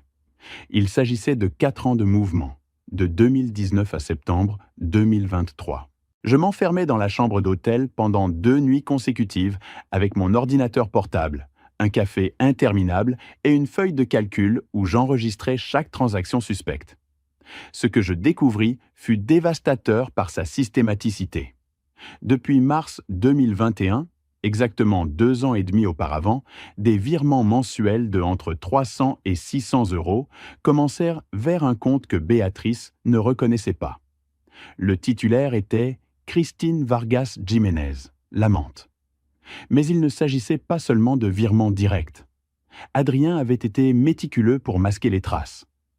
Des retraits aux distributeurs automatiques de billets proches de l'appartement de Christine, des paiements dans des restaurants du quartier où elle vivait, des achats dans des bijouteries, des magasins de vêtements féminins, des parfumeries, le tout imputé à la carte de crédit conjointe qu'il utilisait soi-disant uniquement pour les dépenses du ménage. Je calculais le total. 47 000 euros détournés pendant 2 ans et demi.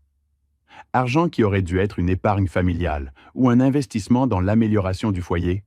Argent que Béatrice gagnait avec le travail qu'elle avait jusqu'en 2015, plus les contributions que j'apportais mensuellement pour les aider avec l'hypothèque inexistante, car la maison était déjà entièrement payée. Je découvris quelque chose de plus troublant.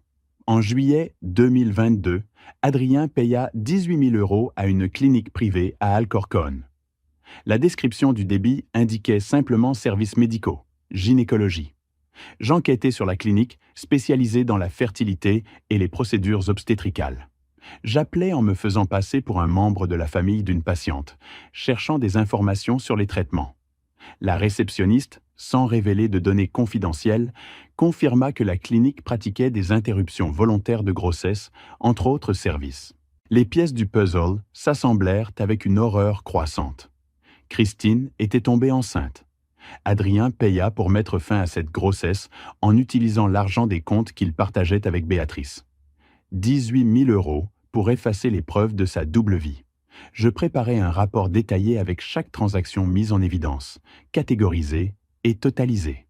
J'y inclus des captures d'écran, des cartes montrant les lieux des retraits et des achats, ainsi qu'une analyse temporelle démontrant la régularité des paiements.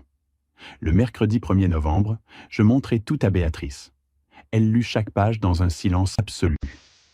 Son visage passa de la perplexité à la compréhension, puis à quelque chose qui ressemblait au deuil. 47 000 euros, murmura-t-elle finalement. C'est ce qui aurait suffi pour que tu aies lancé ton entreprise de photographie dont tu as toujours rêvé, complétai-je. Pour des voyages, pour une thérapie, pour n'importe quoi, sauf pour financer la trahison de celui qui avait promis de t'aimer. Béatrice commença à pleurer, mais ses larmes étaient différentes, non de tristesse, mais d'une rage qui se cristallisait. Il me faisait sentir coupable pour chaque euro que je dépensais pour moi-même. Il disait que j'étais irresponsable avec l'argent, que nous devions économiser, qu'il gérait les finances parce que je ne savais pas me débrouiller. Et pendant tout ce temps, il te volait systématiquement pour entretenir une maîtresse et cacher les conséquences de cette relation. Elle essuya ses larmes brusquement. Je veux que Michel utilise ça. Je veux que ce porc sache que nous avons absolument tout découvert. Cet après-midi-là, nous nous réunîmes avec Michel dans son bureau. Quand nous lui montrâmes l'analyse financière, il siffla à voix basse. C'est de l'or pur pour la procédure de divorce, détournement de fonds conjugaux, dissimulation d'actifs, utilisation frauduleuse de ressources partagées. Nous pouvons exiger une restitution complète, plus des dommages et intérêts punitifs. Nous parlons facilement de 100 000 euros en compensation si le juge accepte nos calculs. Il y a plus, dis-je en désignant la transaction de la clinique. Ce paiement suggère fortement qu'il y a eu une interruption de grossesse. Si nous parvenons à le confirmer par une citation à comparaître pour les dossiers médicaux, cela prouvera la préméditation dans la dissimulation de l'infidélité. Michel s'adossa, pensif. Les dossiers médicaux sont protégés par la confidentialité, mais si nous soutenons qu'ils sont pertinents pour déterminer la division du patrimoine et les compensations dans le divorce, nous pouvons demander une ordonnance judiciaire obligeant la clinique à les remettre. L'amante devrait être citée comme témoin. Béatrice sourit avec amertume. Je veux la voir témoigner sous serment. Je veux qu'elle admette publiquement qu'elle couchait avec un homme marié, pendant que je vivais dans l'ignorance, payant pour ses cadeaux. Fais attention à la vengeance, l'avertis-je. Elle peut te consumer. Ce n'est pas de la vengeance, papa. C'est de la justice. Il y a une différence. Au cours des jours suivants, Michel prépara la contre-demande la plus exhaustive que j'ai jamais vue. 52 pages détaillant un schéma de violence physique et psychologique documenté sur 48 mois. Le détournement de 47 000 euros de fonds conjugaux vers une relation extra-conjugale. La dissimulation de dettes de 32 000 euros contractées par le jeu compulsif. Une tentative de fraude hypothécaire utilisant une propriété qui ne lui appartenait pas. Des dommages moraux calculés à 150 000 euros pour souffrance prolongée. Une demande de compensation économique totale de 230 000 euros. Est-il réaliste d'espérer qu'il paie cela ? Demanda Béatrice. Probablement pas, admit Michel. Il est au chômage, endetté, ruiné. Mais ce n'est pas le but. Le but est d'établir dans un dossier judiciaire permanent l'ampleur de ce qu'il t'a fait. Quand il cherchera un emploi à l'avenir, quand il tentera d'obtenir des crédits, quand il rencontrera une autre femme malheureuse, ce jugement apparaîtra lors des vérifications d'antécédents. Ce sera une marque permanente. Le 8 novembre, Michel déposa formellement la contre-demande auprès des tribunaux. La stratégie de l'avocat d'Adrien avait été de le dépeindre comme la victime d'une épouse instable, manipulée par un père contrôlant. Notre réponse démolit ce récit avec une précision chirurgicale. 2 jours plus tard, nous reçûmes notification que le juge avait programmé une audience préliminaire pour le 22 novembre. Les deux parties devaient comparaître avec leurs représentants légaux. Ce sera la première fois que tu verras Adrien depuis cette nuit-là, me dit Michel. Prépare-toi émotionnellement. Il tentera de te provoquer, de t'intimider ou de te faire sentir coupable. Ne mords pas à l'hameçon. Béatrice était nerveuse, mais résolue. J'ai besoin de le voir. J'ai besoin de le regarder dans les yeux et de ne rien ressentir. Ce sera ma véritable libération. La nuit précédant l'audience, alors que nous dînions en silence à l'hôtel, Béatrice parla d'une voix tranquille. Papa, merci de ne pas avoir abandonné quand j'avais déjà baissé les bras. Merci d'avoir vu ce que je refusais de voir. Merci d'avoir construit ce filet de sécurité dont je ne soupçonnais même pas l'existence. Tu n'as pas à me remercier de te protéger. C'est ce que font les pères. Beaucoup de pères ne le font pas. Ils restent passifs, regardant leur fille se détruire. Toi, tu as agi. J'ai agi trop tard, dis-je avec regret. J'aurais dû faire quelque chose des années auparavant. Tu as agi au moment exact, corrigea-t-elle. Si tu étais intervenu plus tôt, je n'aurais pas été prête à accepter de l'aide. J'aurais défendu Adrien. Tu m'aurais perdu. Ta patience stratégique m'a sauvé. Cette conversation me réconforta d'une manière inattendue. Pendant des semaines, j'avais porté la culpabilité de ne pas avoir agi plus vite. Mais peut-être Béatrice avait-elle raison. Peut-être le bon moment pour agir est-il lorsque la victime est enfin prête à recevoir de l'aide, et non lorsque le sauveur décide de l'imposer. Le lendemain matin, nous nous habillâmes formellement pour l'audience. Béatrice portait un tailleur sombre et les cheveux attachés. Elle ressemblait à une femme différente de celle qui pleurait sur le sol de la cuisine 27 jours auparavant. Elle semblait avoir retrouvé sa colonne vertébrale. Lorsque nous entrâmes dans la salle d'audience, Adrien était déjà assis avec son avocat. Il me regarda avec une haine pure. Il regarda Béatrice avec quelque chose de plus complexe, un ressentiment mêlé au désir d'un contrôle perdu. Béatrice soutint son regard sans ciller pendant 5 secondes complètes, puis se tourna vers moi et murmura « Je ne ressens rien. Je ne ressens vraiment absolument rien. » Et à ce moment-là, je sus que nous avions gagné la guerre la plus importante, la bataille pour son âme. La juge Marthe Velasco Ruiz entra dans la salle exactement à 10 heures du matin, le 22 novembre. Femme d'une cinquantaine d'années, les cheveux gris relevés en un chignon impeccable, son regard évaluait tous les présents avec la précision d'un chirurgien. Elle s'assit, ajusta ses lunettes et ouvrit le dossier qui occupait déjà 3 chemises volumineuses. « Bonjour. Affaire numéro 532-2023. Divorce contentieux. Santorès contre Moreno Vega. Messieurs les avocats, je vous rappelle qu'il s'agit d'une audience préliminaire. Établissez vos positions. Présentez vos arguments principaux. Évitez les théâtralités. » L'avocat d'Adrien, un homme d'une quarantaine d'années nommé Fernand Ruiz Gomez, se leva le premier. Il avait étudié sa stratégie dans des documents précédents. Il tenterait d'humaniser Adrien, de remettre en question la crédibilité des preuves, de suggérer que Béatrice exagérait par intérêt économique. Votre honneur, mon client Adrien San est victime d'une campagne orchestrée par le père de la demanderesse, qui, depuis le début du mariage, a exercé un contrôle obsessionnel sur le couple. Les prétendues preuves présentées proviennent d'enregistrements illégaux installés sans consentement. Mon client admet avoir eu des discussions conjugales normales, mais nie catégoriquement toute violence systématique. L'ordonnance de protection a été obtenue au moyen de témoignages partiaux et de preuves de légalité douteuses. Michel écoutait avec une expression neutre, prenant des notes occasionnelles. Quand Fernand eut terminé, il se leva avec un calme délibéré. « Votre honneur, la défense tente de confondre discussion conjugale et violence documentée. Nous présentons 11 mois d'enregistrement montrant des agressions physiques, des menaces verbales explicites et un contrôle coercitif. Nous incluons des photographies médicales de blessures, des messages textes menaçants que M. San ne peut nier car ils proviennent de son propre téléphone, et le témoignage de 3 voisins qui ont assisté à des épisodes de violence. » La juge Velasco leva la main, l'interrompant. « Monsieur Alvarez, abordons la légalité de ces enregistrements. Sur quel fondement juridique ont-ils été obtenus ?» Michel avait préparé cet argument méticuleusement. « Votre honneur, l'article 197 du Code pénal espagnol établit que les enregistrements au propre domicile sont légaux s'il existe une suspicion fondée d'activité criminelle. M. Moreno a installé les caméras après avoir détecté des lésions physiques inexpliquées chez sa fille. Les enregistrements ont capturé précisément les crimes qu'il soupçonnait, la violence domestique. De plus, nous citons la jurisprudence de la Cour suprême, arrêt 643 de 2019, qui autorise les preuves obtenues de cette manière lorsqu'elles protègent les victimes de violences de genre. » Fernand tenta de contre-attaquer. « Les enregistrements envahissent l'intimité de M. San dans son propre foyer. »« Ce n'est pas son domicile, » interrompit Michel avec froideur. Jamais il ne le fut.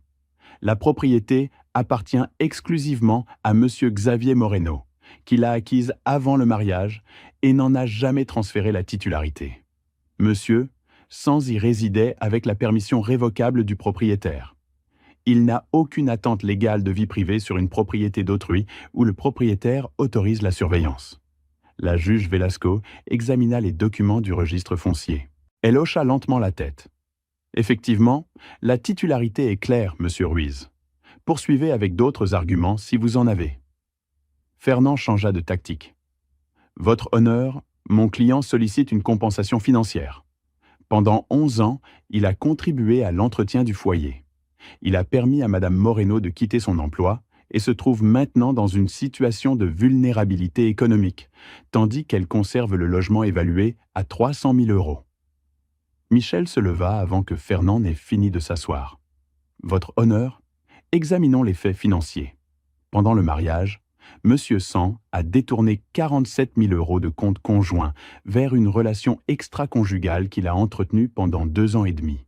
Nous avons des relevés bancaires complets prouvant des paiements systématiques à Christine Vargas Jiménez, incluant 18 000 € à une clinique de gynécologie. En juillet 2022, Fernand se leva brusquement.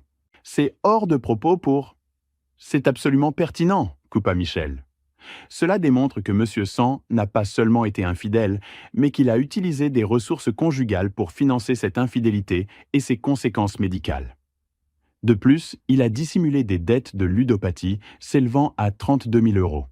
Ma cliente n'avait aucune connaissance de ces dettes jusqu'à ce que nous les découvrions lors de l'enquête post-séparation. Et il veut une compensation financière? Il devrait plutôt payer une restitution. La juge Velasco étudia les relevés bancaires que Michel avait présentés. Son expression se durcit progressivement. « Monsieur Sands, dit-elle en s'adressant directement à Adrien pour la première fois, confirmez-vous que ces transactions proviennent de comptes que vous partagiez avec votre épouse ?» Adrien se leva avec difficulté. Il avait perdu du poids.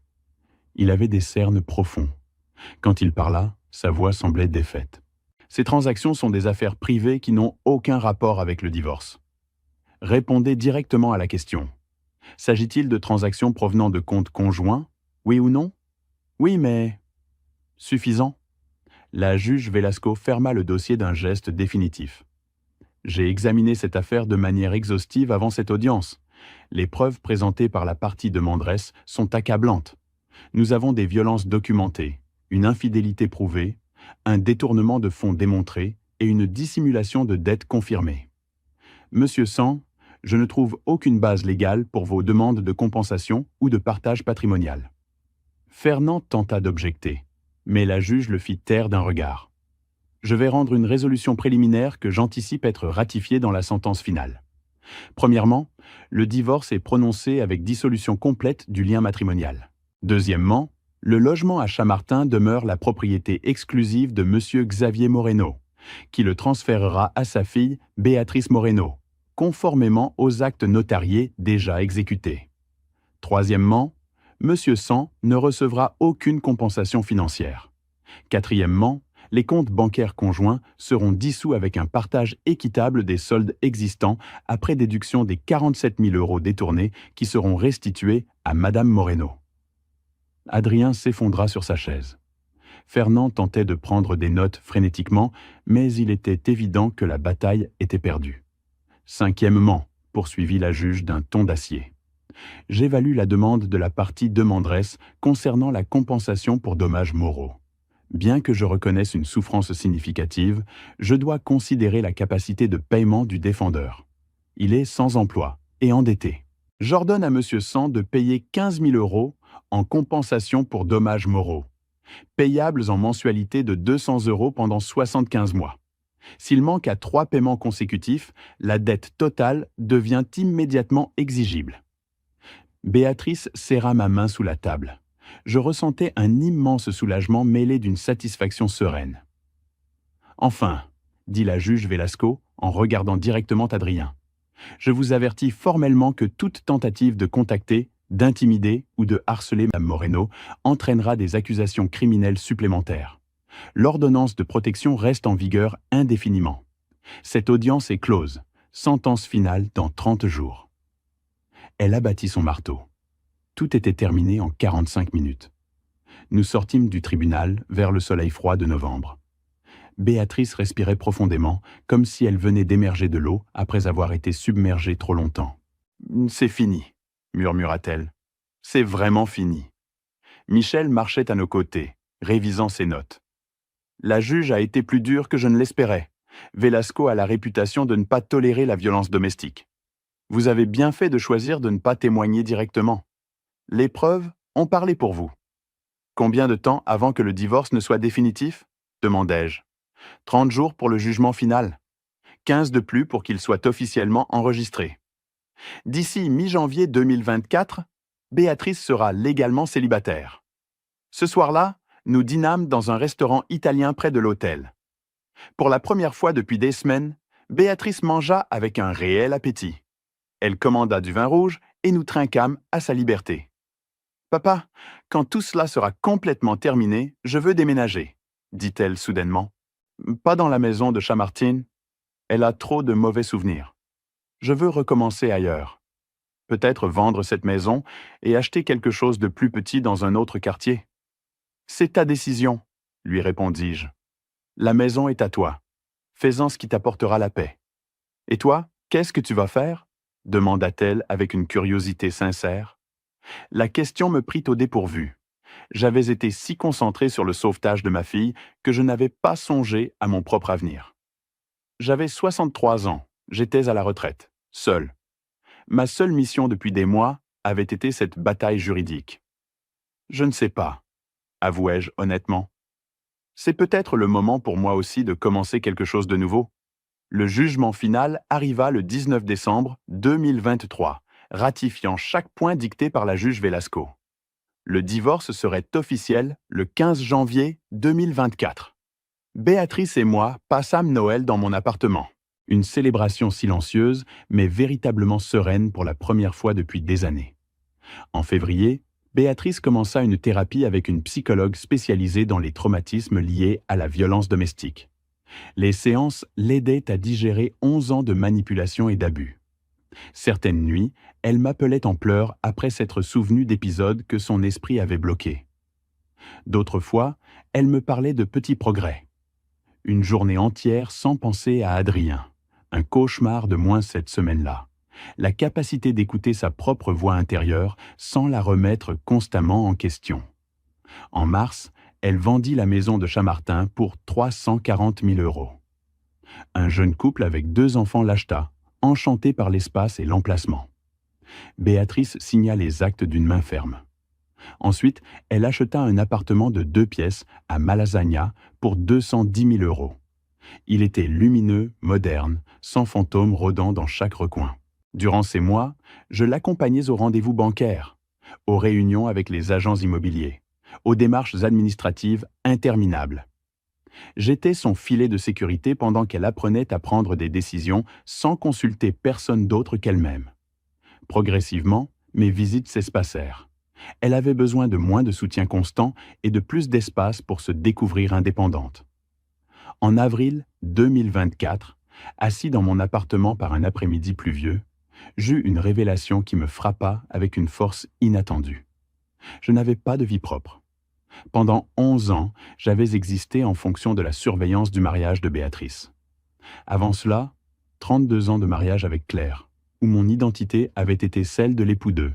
Et avant cela, des décennies en tant qu'ingénieur industriel entièrement défini par ma profession. Qui était Xavier Moreau-Dubois sans ses rôles? Je ne le savais pas. Je me dirigeais vers l'armoire de la chambre et cherchais au fond, sous des boîtes de vieux documents. Je trouvais ce que je cherchais, une chemise en carton usé contenant des aquarelles que j'avais peintes à 22 ans, des paysages de Tolède où j'avais grandi, des portraits de ma mère, des abstractions qui tentaient de capturer des émotions que je ne savais pas exprimer avec des mots. Je n'avais pas touché un pinceau depuis 40 ans. Claire disait toujours que la peinture était un joli passe-temps, mais que je devais me concentrer sur ma carrière pour assurer un avenir stable. Alors, je rangeai les pinceaux, vendis mon chevalet et devins un ingénieur responsable, un époux pourvoyeur, un père protecteur. Tous ces rôles étaient authentiques, mais aucun n'était complet. Ce jour-là, je pris une décision radicale. J'allais récupérer la partie de moi que j'avais enterrée 4 décennies plus tôt. Et pour ce faire, j'avais besoin d'une distance physique avec le Madrid que je connaissais, avec les routines qui me définissaient, avec les attentes qui m'enchaînaient. Le samedi 20 avril, je retrouvai Béatrice dans un café de Chueca. Elle arriva souriante, avec une couleur aux joues que je n'avais pas vue depuis des années. Elle avait commencé un cours de photographie numérique, reprenant la passion qu'Adrien lui avait interdite. « Papa, regarde les photos que j'ai prises pendant la retraite. » Elle me montra son appareil photo avec un enthousiasme enfantin. Des images d'arbres, des reflets dans l'étang, des couples marchants, techniquement imparfaites, mais émotionnellement honnêtes. « Elles sont magnifiques, dis-je sincèrement. Elles capturent quelque chose de réel. » Après avoir commandé nos cafés, je pris une profonde inspiration. « Béatrice, il faut que je te parle d'une décision que j'ai prise. » Son expression devint prudente. « Qu'est-ce qui se passe? » « Je vais vendre mon appartement et déménager à Valence. » Le silence s'installa. Elle me regarda comme si j'avais parlé une langue étrangère. Valence? Pourquoi Valence? Quand as-tu décidé cela? Je l'ai décidé il y a 2 semaines, mais j'y pense depuis des mois. J'ai besoin de recommencer quelque part sans histoire, sans souvenir, sans version précédente de moi-même m'attendant à chaque coin de rue. Mais Madrid est ta maison. Musique. Tu as vécu ici toute ta vie d'adulte. Exactement. Et c'est peut-être le moment de vivre quelque chose de différent. J'ai 63 ans, Béatrice. Si j'attends plus longtemps, je serai trop vieux pour les aventures. Elle traitait l'information avec une expression confuse. Que vas-tu faire à Valencia? Tu ne connais personne là-bas. Je vais réapprendre à peindre. Je vais me promener sur la plage tous les matins. Je vais être Javier. Pas le père d'eux, pas le mari d'eux, pas l'ingénieur à la retraite, juste Javier. Béatrice se mordit la lèvre, des larmes se formant dans ses yeux. Tu m'abandonnes. Sa réaction me brisa le cœur, mais elle ne me surprit pas. Je ne t'abandonne pas. Musique. Je te libère d'être mon projet. Pendant 11 ans, toute mon existence a tourné autour de ta protection. C'était nécessaire à l'époque. Mais maintenant tu es en sécurité, indépendante, en train de te reconstruire. Musique. Si je reste, je deviendrai une béquille émotionnelle, alors que tu as besoin d'apprendre à marcher complètement seul. Ce n'est pas juste, je suis O. Enfin, je te retrouve sans Adriane entre nous. Et maintenant tu pars, Béatrice. Regarde-moi. Je pris ses mains par-dessus la table. Valencia est à 3h30 de train. Tu peux me rendre visite quand tu veux. Musique. Je viendrai régulièrement à Madrid, mais nous avons tous les deux besoin d'espace pour devenir des personnes complètes, pas des moitiés dépendantes l'une de l'autre. Elle essuya ses larmes avec une rage contenue. Quand pars-tu, Julio? J'ai 3 mois pour vendre l'appartement, chercher quelque chose à Valencia, m'organiser. Je veux que tu m'aides à faire mes cartons. Je veux que tu viennes avec moi le premier week-end pour découvrir mon nouvel endroit. Je veux que tu fasses partie de cette transition. Béatrice ne répondit pas immédiatement. Musique. Elle but son café dans un long silence. Finalement, elle soupira avec une résignation mêlée de compréhension. Pendant des années, j'ai rêvé de liberté, sans savoir ce que cela signifiait vraiment. Maintenant, je l'ai enfin, et c'est terrifiant. Je suppose que tu ressens la même chose. Exactement la même chose. La liberté sans structure préalable est effrayante, mais c'est le seul chemin vers l'authenticité. Musique. Elle hocha lentement la tête. D'accord. Vends l'appartement. Déménage à Valencia. Peins tes tableaux, mais promets-moi quelque chose, n'importe quoi.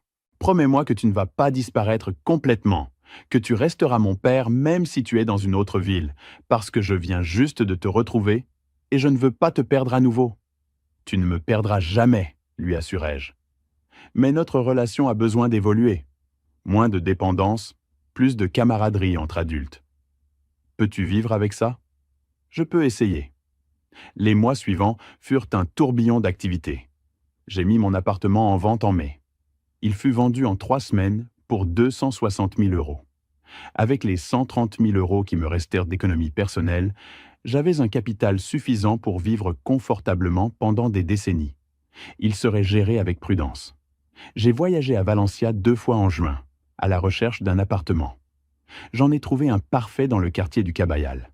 Une zone ancienne près du port avec des bâtiments colorés et une ambiance artistique. 50 mètres carrés. Petit balcon avec vue partielle sur la mer, cuisine fonctionnelle, chambre lumineuse. Je l'ai loué pour 900 € par mois. J'ai délibérément choisi de louer plutôt que d'acheter. Je voulais conserver une certaine flexibilité au cas où Valencia ne serait pas ma destination finale. Béatrice m'a aidé à emballer mes affaires en juin. Pendant que nous emballions des assiettes et pliions des vêtements, elle a trouvé mon dossier d'aquarelles anciennes. « Papa, elles sont incroyables. Pourquoi as-tu arrêté de peindre? Parce que je croyais devoir choisir entre l'art et la responsabilité. Maintenant, je comprends que c'était une fausse dichotomie. Je peux être les deux. Tu auras besoin de nouveaux matériels. Nous allons les acheter ensemble. » Nous avons passé un après-midi dans un magasin d'art à Lavapié. Musique. Béatrice insista pour payer les pinceaux, les aquarelles professionnelles, les papiers de différentes textures, un chevalet pliable. Ce fut son cadeau d'adieu. Musique. Le 15 juillet 2024, Une entreprise de déménagement a chargé mes affaires en direction de Valencia. Béatrice a conduit avec moi dans ma vieille Peyo. Pendant le voyage, nous avons parlé de tout et de rien. Elle m'a parlé d'un homme qu'elle avait rencontré à son cours de photographie, quelqu'un de gentil qui respectait ses limites. Je lui ai parlé de mon projet de m'inscrire à un atelier de peinture communautaire que j'avais recherché en ligne.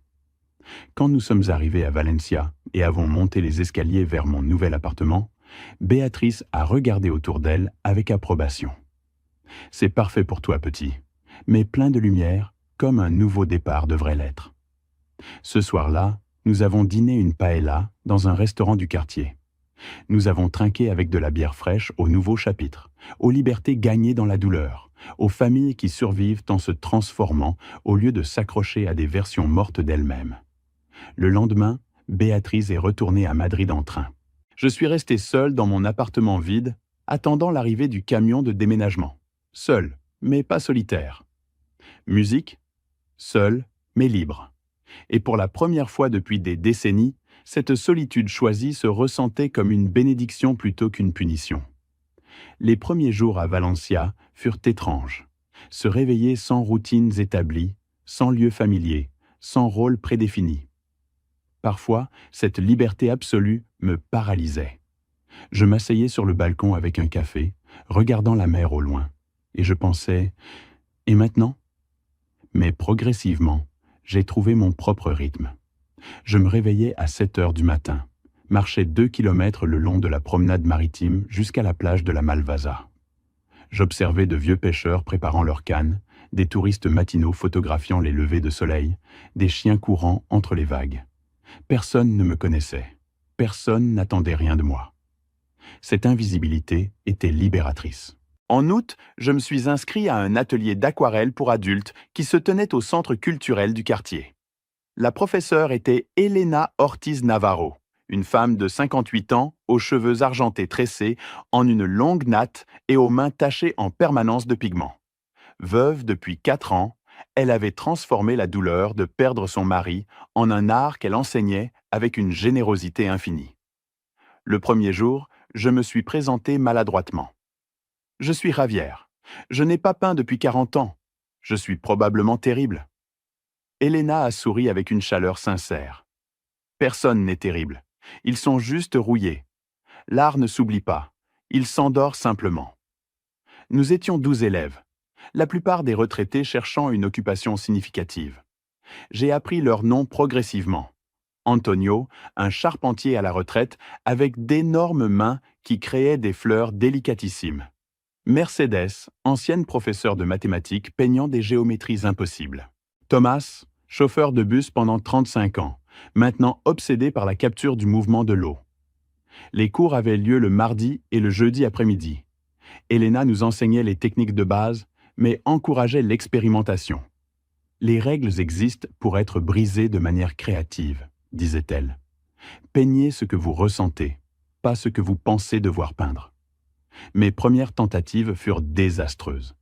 Couleurs boueuses, proportions erronées, frustration adolescente. Mais Elena ne critiquait jamais de manière destructive. Elle soulignait les petites réussites. « Regardez comment vous avez capturé la lumière ici. C'est un vrai talent. » Après un mois, quelque chose a changé. J'ai cessé d'essayer de peindre parfaitement et j'ai commencé à peindre honnêtement. Une aquarelle du port au coucher du soleil où les couleurs saignent intentionnellement, représentant une mémoire confuse. Une autre du marché central, capturant le chaos vibrant des vendeurs criant les prix. Un autoportrait fragmenté montrant des versions superposées de moi-même. L'ingénieur, le père, le veuf, l'homme renaissant. Elena s'est arrêtée devant cet autoportrait pendant le cours de septembre. Elle l'a longuement étudié. « Javier, ceci a une âme. Vous devriez l'exposer. » J'ai ri nerveusement. « Exposer, Elena ? Je redécouvre à peine comment tenir le pinceau. » Précisément pour cela. Votre travail a une vulnérabilité que les artistes expérimentés perdent. J'administre la Galeria Pequeña à Ruzafa, un café-galeria où des artistes locaux exposent. Rien de prétentieux. Seriez-vous intéressé à participer à l'exposition Collectiva en octobre ? La panique m'a envahi. Je ne suis pas prêt. J'ai besoin d'années de pratique avant de... L'art n'a besoin de la permission de personne pour exister. Si vous attendez d'être prêt, vous ne commencerez jamais. Elena a touché mon épaule gentiment. Pensez-y, l'invitation est ouverte. Cette nuit-là, j'ai appelé Béatrice. Nous avions établi une routine d'appels vidéo dominicaux, mais parfois j'appelais en semaine quand j'avais besoin de traiter quelque chose d'important.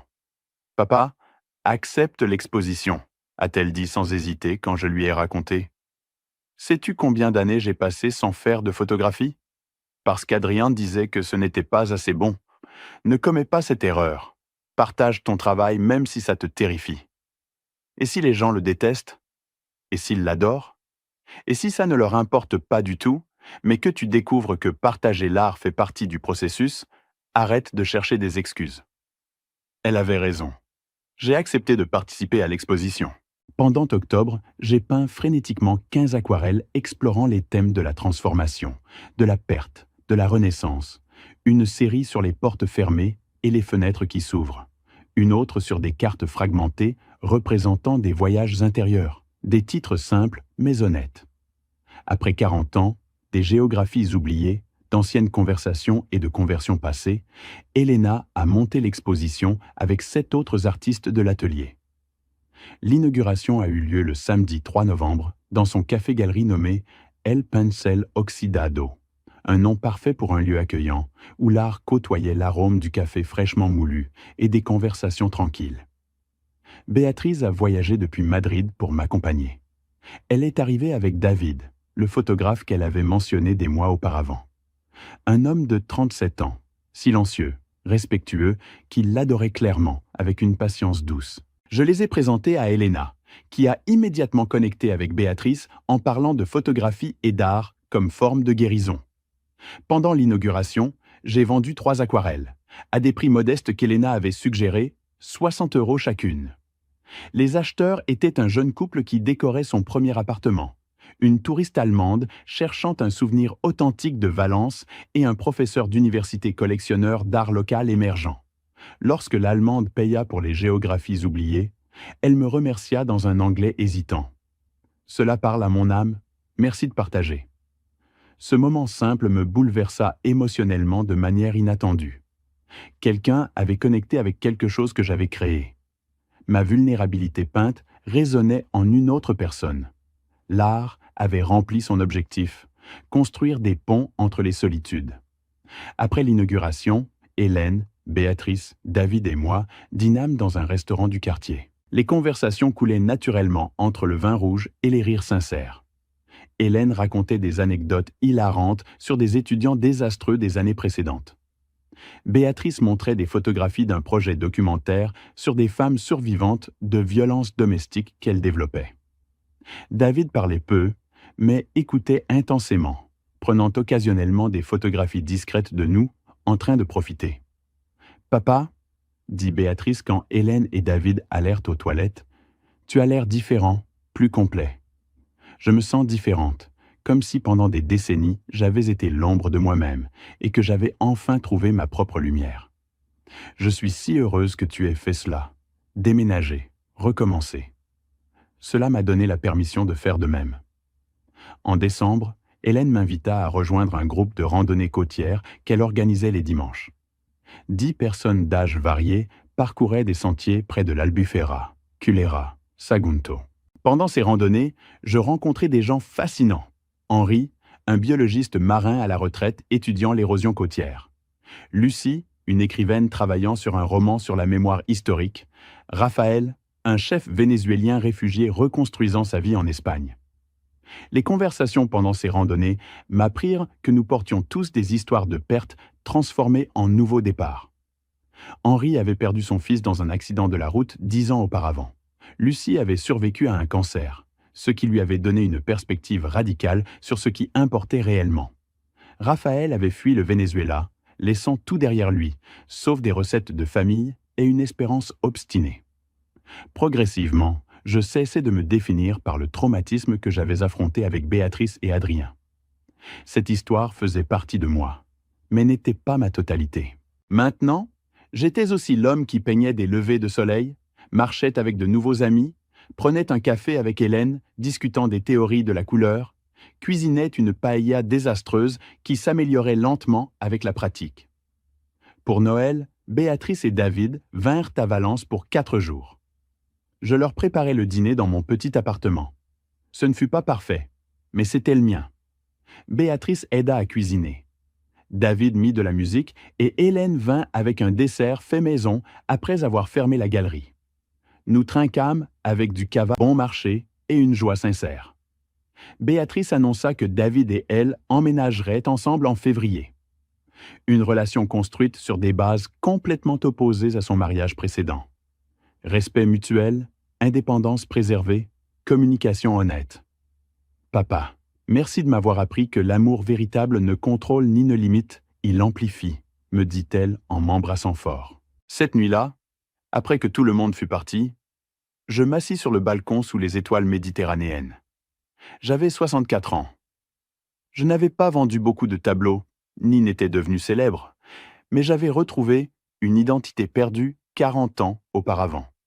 J'avais construit une communauté authentique. J'avais appris que la reconstruction après la destruction ne requiert pas de grandeur, seulement une honnêteté persistante. Et pour la première fois de ma vie d'adulte, je me sentais véritablement vivant. Nous sommes en décembre 2024. 14 mois s'étaient écoulés depuis que j'avais vu Adrienne traîner ma fille par les cheveux. 14 mois qui semblaient être une autre vie complètement. J'étais assis sur mon balcon à Valence, mon café refroidissant à mes côtés et une aquarelle à moitié terminée sur le chevalet. Je peignais le port à l'aube, capturant comment la lumière transforme l'ordinaire en extraordinaire. C'était une métaphore parfaite pour mon existence actuelle. Béatrice me rendit visite il y a 3 jours. Elle vint avec David et une nouvelle qui me remplit d'une joie complexe. Ils étaient fiancés. Il l'avait demandé en mariage pendant un week-end à Saint-Sébastien.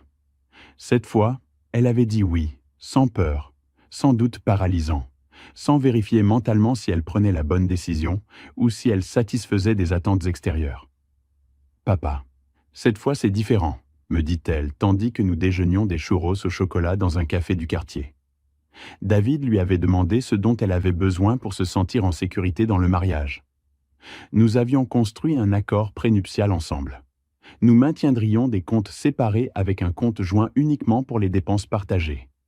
Il avait signé un contrat où il reconnaissait que mon appartement et mes investissements étaient exclusivement miens. Et le plus important, il comprenait que si un jour je ressentais une menace ou un contrôle, j'avais le droit irrévocable de partir sans culpabilité. L'entendre parler ainsi, avec une clarté inébranlable sur ses limites et ses besoins, me confirma que la douleur du passé s'était transformée en sagesse, non en amertume, ni en méfiance pathologique, mais en une compréhension profonde de ce qu'elle méritait et de ce qu'elle ne tolérerait jamais. « Et toi ?» demanda-t-elle, changeant de sujet. « Comment vont les choses avec Hélène ?» Elena Ortiz Navarro, la professeure d'aquarelle qui était devenue une amie, puis quelque chose de plus difficile à étiqueter. Nous n'étions pas un couple au sens traditionnel. Elle vivait dans son appartement, moi dans le mien. Nous partagions des dîners 3 ou 4 fois par semaine. Nous nous promenions ensemble le dimanche. Occasionnellement, elle dormait chez moi ou moi chez elle, mais nous préservions jalousement nos indépendances. « Ça va bien », répondis-je honnêtement. C'est étrange de construire une intimité à cet âge sans les pressions du mariage ou de la cohabitation forcée. Parfois, j'ai l'impression d'apprendre à me lier pour la première fois de ma vie. Je suis contente pour toi, papa. Tu mérites une compagnie qui ne t'exige pas de devenir quelqu'un d'autre. Après que Béatrice et David furent rentrés à Madrid, je restais à réfléchir à cette conversation. Pendant 32 ans avec Clara, j'avais été un bon époux, mais toujours avec le sentiment de remplir un rôle prescrit. Puis 11 ans comme père hyper vigilant, protégeant ma fille. Quand avais-je été simplement Xavier? Hélène apparut cet après-midi-là à ma porte avec de nouveaux matériaux qu'elle avait achetés pour moi. Des pinceaux en poil de martre, authentiques, des pigments minéraux japonais très chers, du papier de coton fait main. « Je ne peux pas accepter cela », protestai-je en voyant les prix sur les étiquettes. « C'est trop. Tais-toi et accepte, » dit-elle avec une tendresse ferme. « Tu as un vrai talent, Xavier. Tu devrais utiliser des outils qui rendent justice à ta vision. Hélène avait organisé une autre exposition pour janvier 2025 où je participerai avec 10 nouvelles aquarelles, cette fois dans une galerie plus établie du centre de Valence. Les prix seraient plus élevés, entre 150 et 300 euros par pièce. Je n'en vivrais pas, mais ce n'était pas non plus insignifiant. Plus important que l'argent était ce que cela représentait. Une validation externe que mon art avait une valeur au-delà de la thérapie personnelle. Des gens inconnus se connectaient émotionnellement à mes peintures. Cela signifiait quelque chose de profond sur l'universalité des expériences humaines. La semaine dernière, je reçus un message inattendu de Robert Campos, l'enquêteur privé que j'avais engagé 14 mois auparavant. Nous maintenions rarement le contact après la fin de son travail, mais il me tenait occasionnellement informé d'Adrien, car il savait que j'avais besoin de confirmer que la menace restait neutralisée. Xavier, dernière mise à jour concernant Adrien San. Il a déménagé à Alicante en septembre. Il travaille comme magasinier dans une entreprise de distribution pour un salaire minimum. Il vit seul dans un appartement partagé avec 3 autres hommes. Il continue de payer mensuellement les compensations ordonnées par le tribunal, bien qu'avec des retards fréquents. Son profil sur les réseaux sociaux est inactif depuis des mois. D'après ce que je peux déterminer, c'est un homme complètement brisé, essayant de survivre au jour le jour. Il ne représente aucun danger. Je lus le message sans rien ressentir, ni satisfaction pour sa chute, ni compassion pour sa situation. Adrien était devenu une anecdote, un personnage secondaire d'une histoire qui ne me définissait plus. Je réexpédiai le message à Béatrice. Elle répondit « Bien, j'espère qu'il trouvera le moyen d'être une meilleure personne, mais cela n'est plus de notre responsabilité. » Exactement. Ce matin, tandis que je peignais et réfléchissais à cette année transformatrice, j'identifiais les leçons qui changeraient ma perspective pour toujours. Première leçon. Il n'est jamais trop tard pour reconstruire. À 63 ans, j'avais commencé une nouvelle vie dans une ville inconnue. À 65 ans, je continuais de découvrir des facettes de moi-même que je croyais éteintes. L'âge est une excuse, pas une limitation. Deuxième leçon.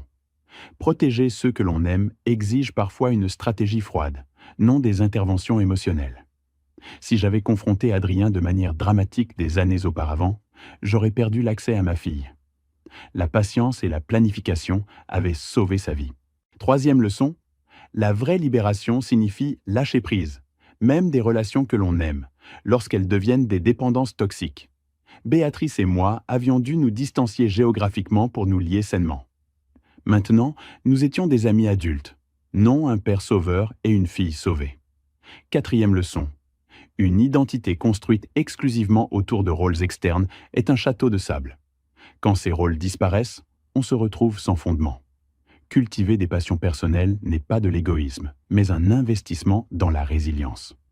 Cinquième leçon, la vraie justice n'est pas une vengeance spectaculaire, mais des conséquences proportionnelles administrées par des systèmes impersonnels. J'avais détruit Adrien en utilisant les lois, non la violence. Cela avait un pouvoir permanent que les coups n'auraient jamais. Le soleil commençait à se coucher sur Valence.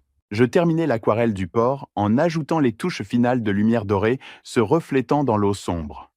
Hélène arriverait dans 2 heures pour dîner. Henri, Lucie et Raphaël viendront demain pour notre promenade dominicale habituelle. Béatrice appellera le week-end prochain pour planifier son mariage de juin, où je serai un fier parrain. Ma vie n'est pas extraordinaire selon les standards conventionnels. Je ne suis ni un artiste célèbre, ni un retraité parcourant le monde, ni une personnalité publique inspirante.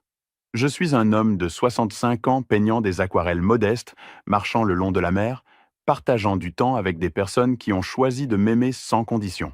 Mais après des décennies à exister en fonction des autres, après des mois à orchestrer une bataille juridique pour sauver ma fille, après 40 ans à enfouir mon vrai moi sous des responsabilités nécessaires, finalement, simplement, complètement, je suis libre.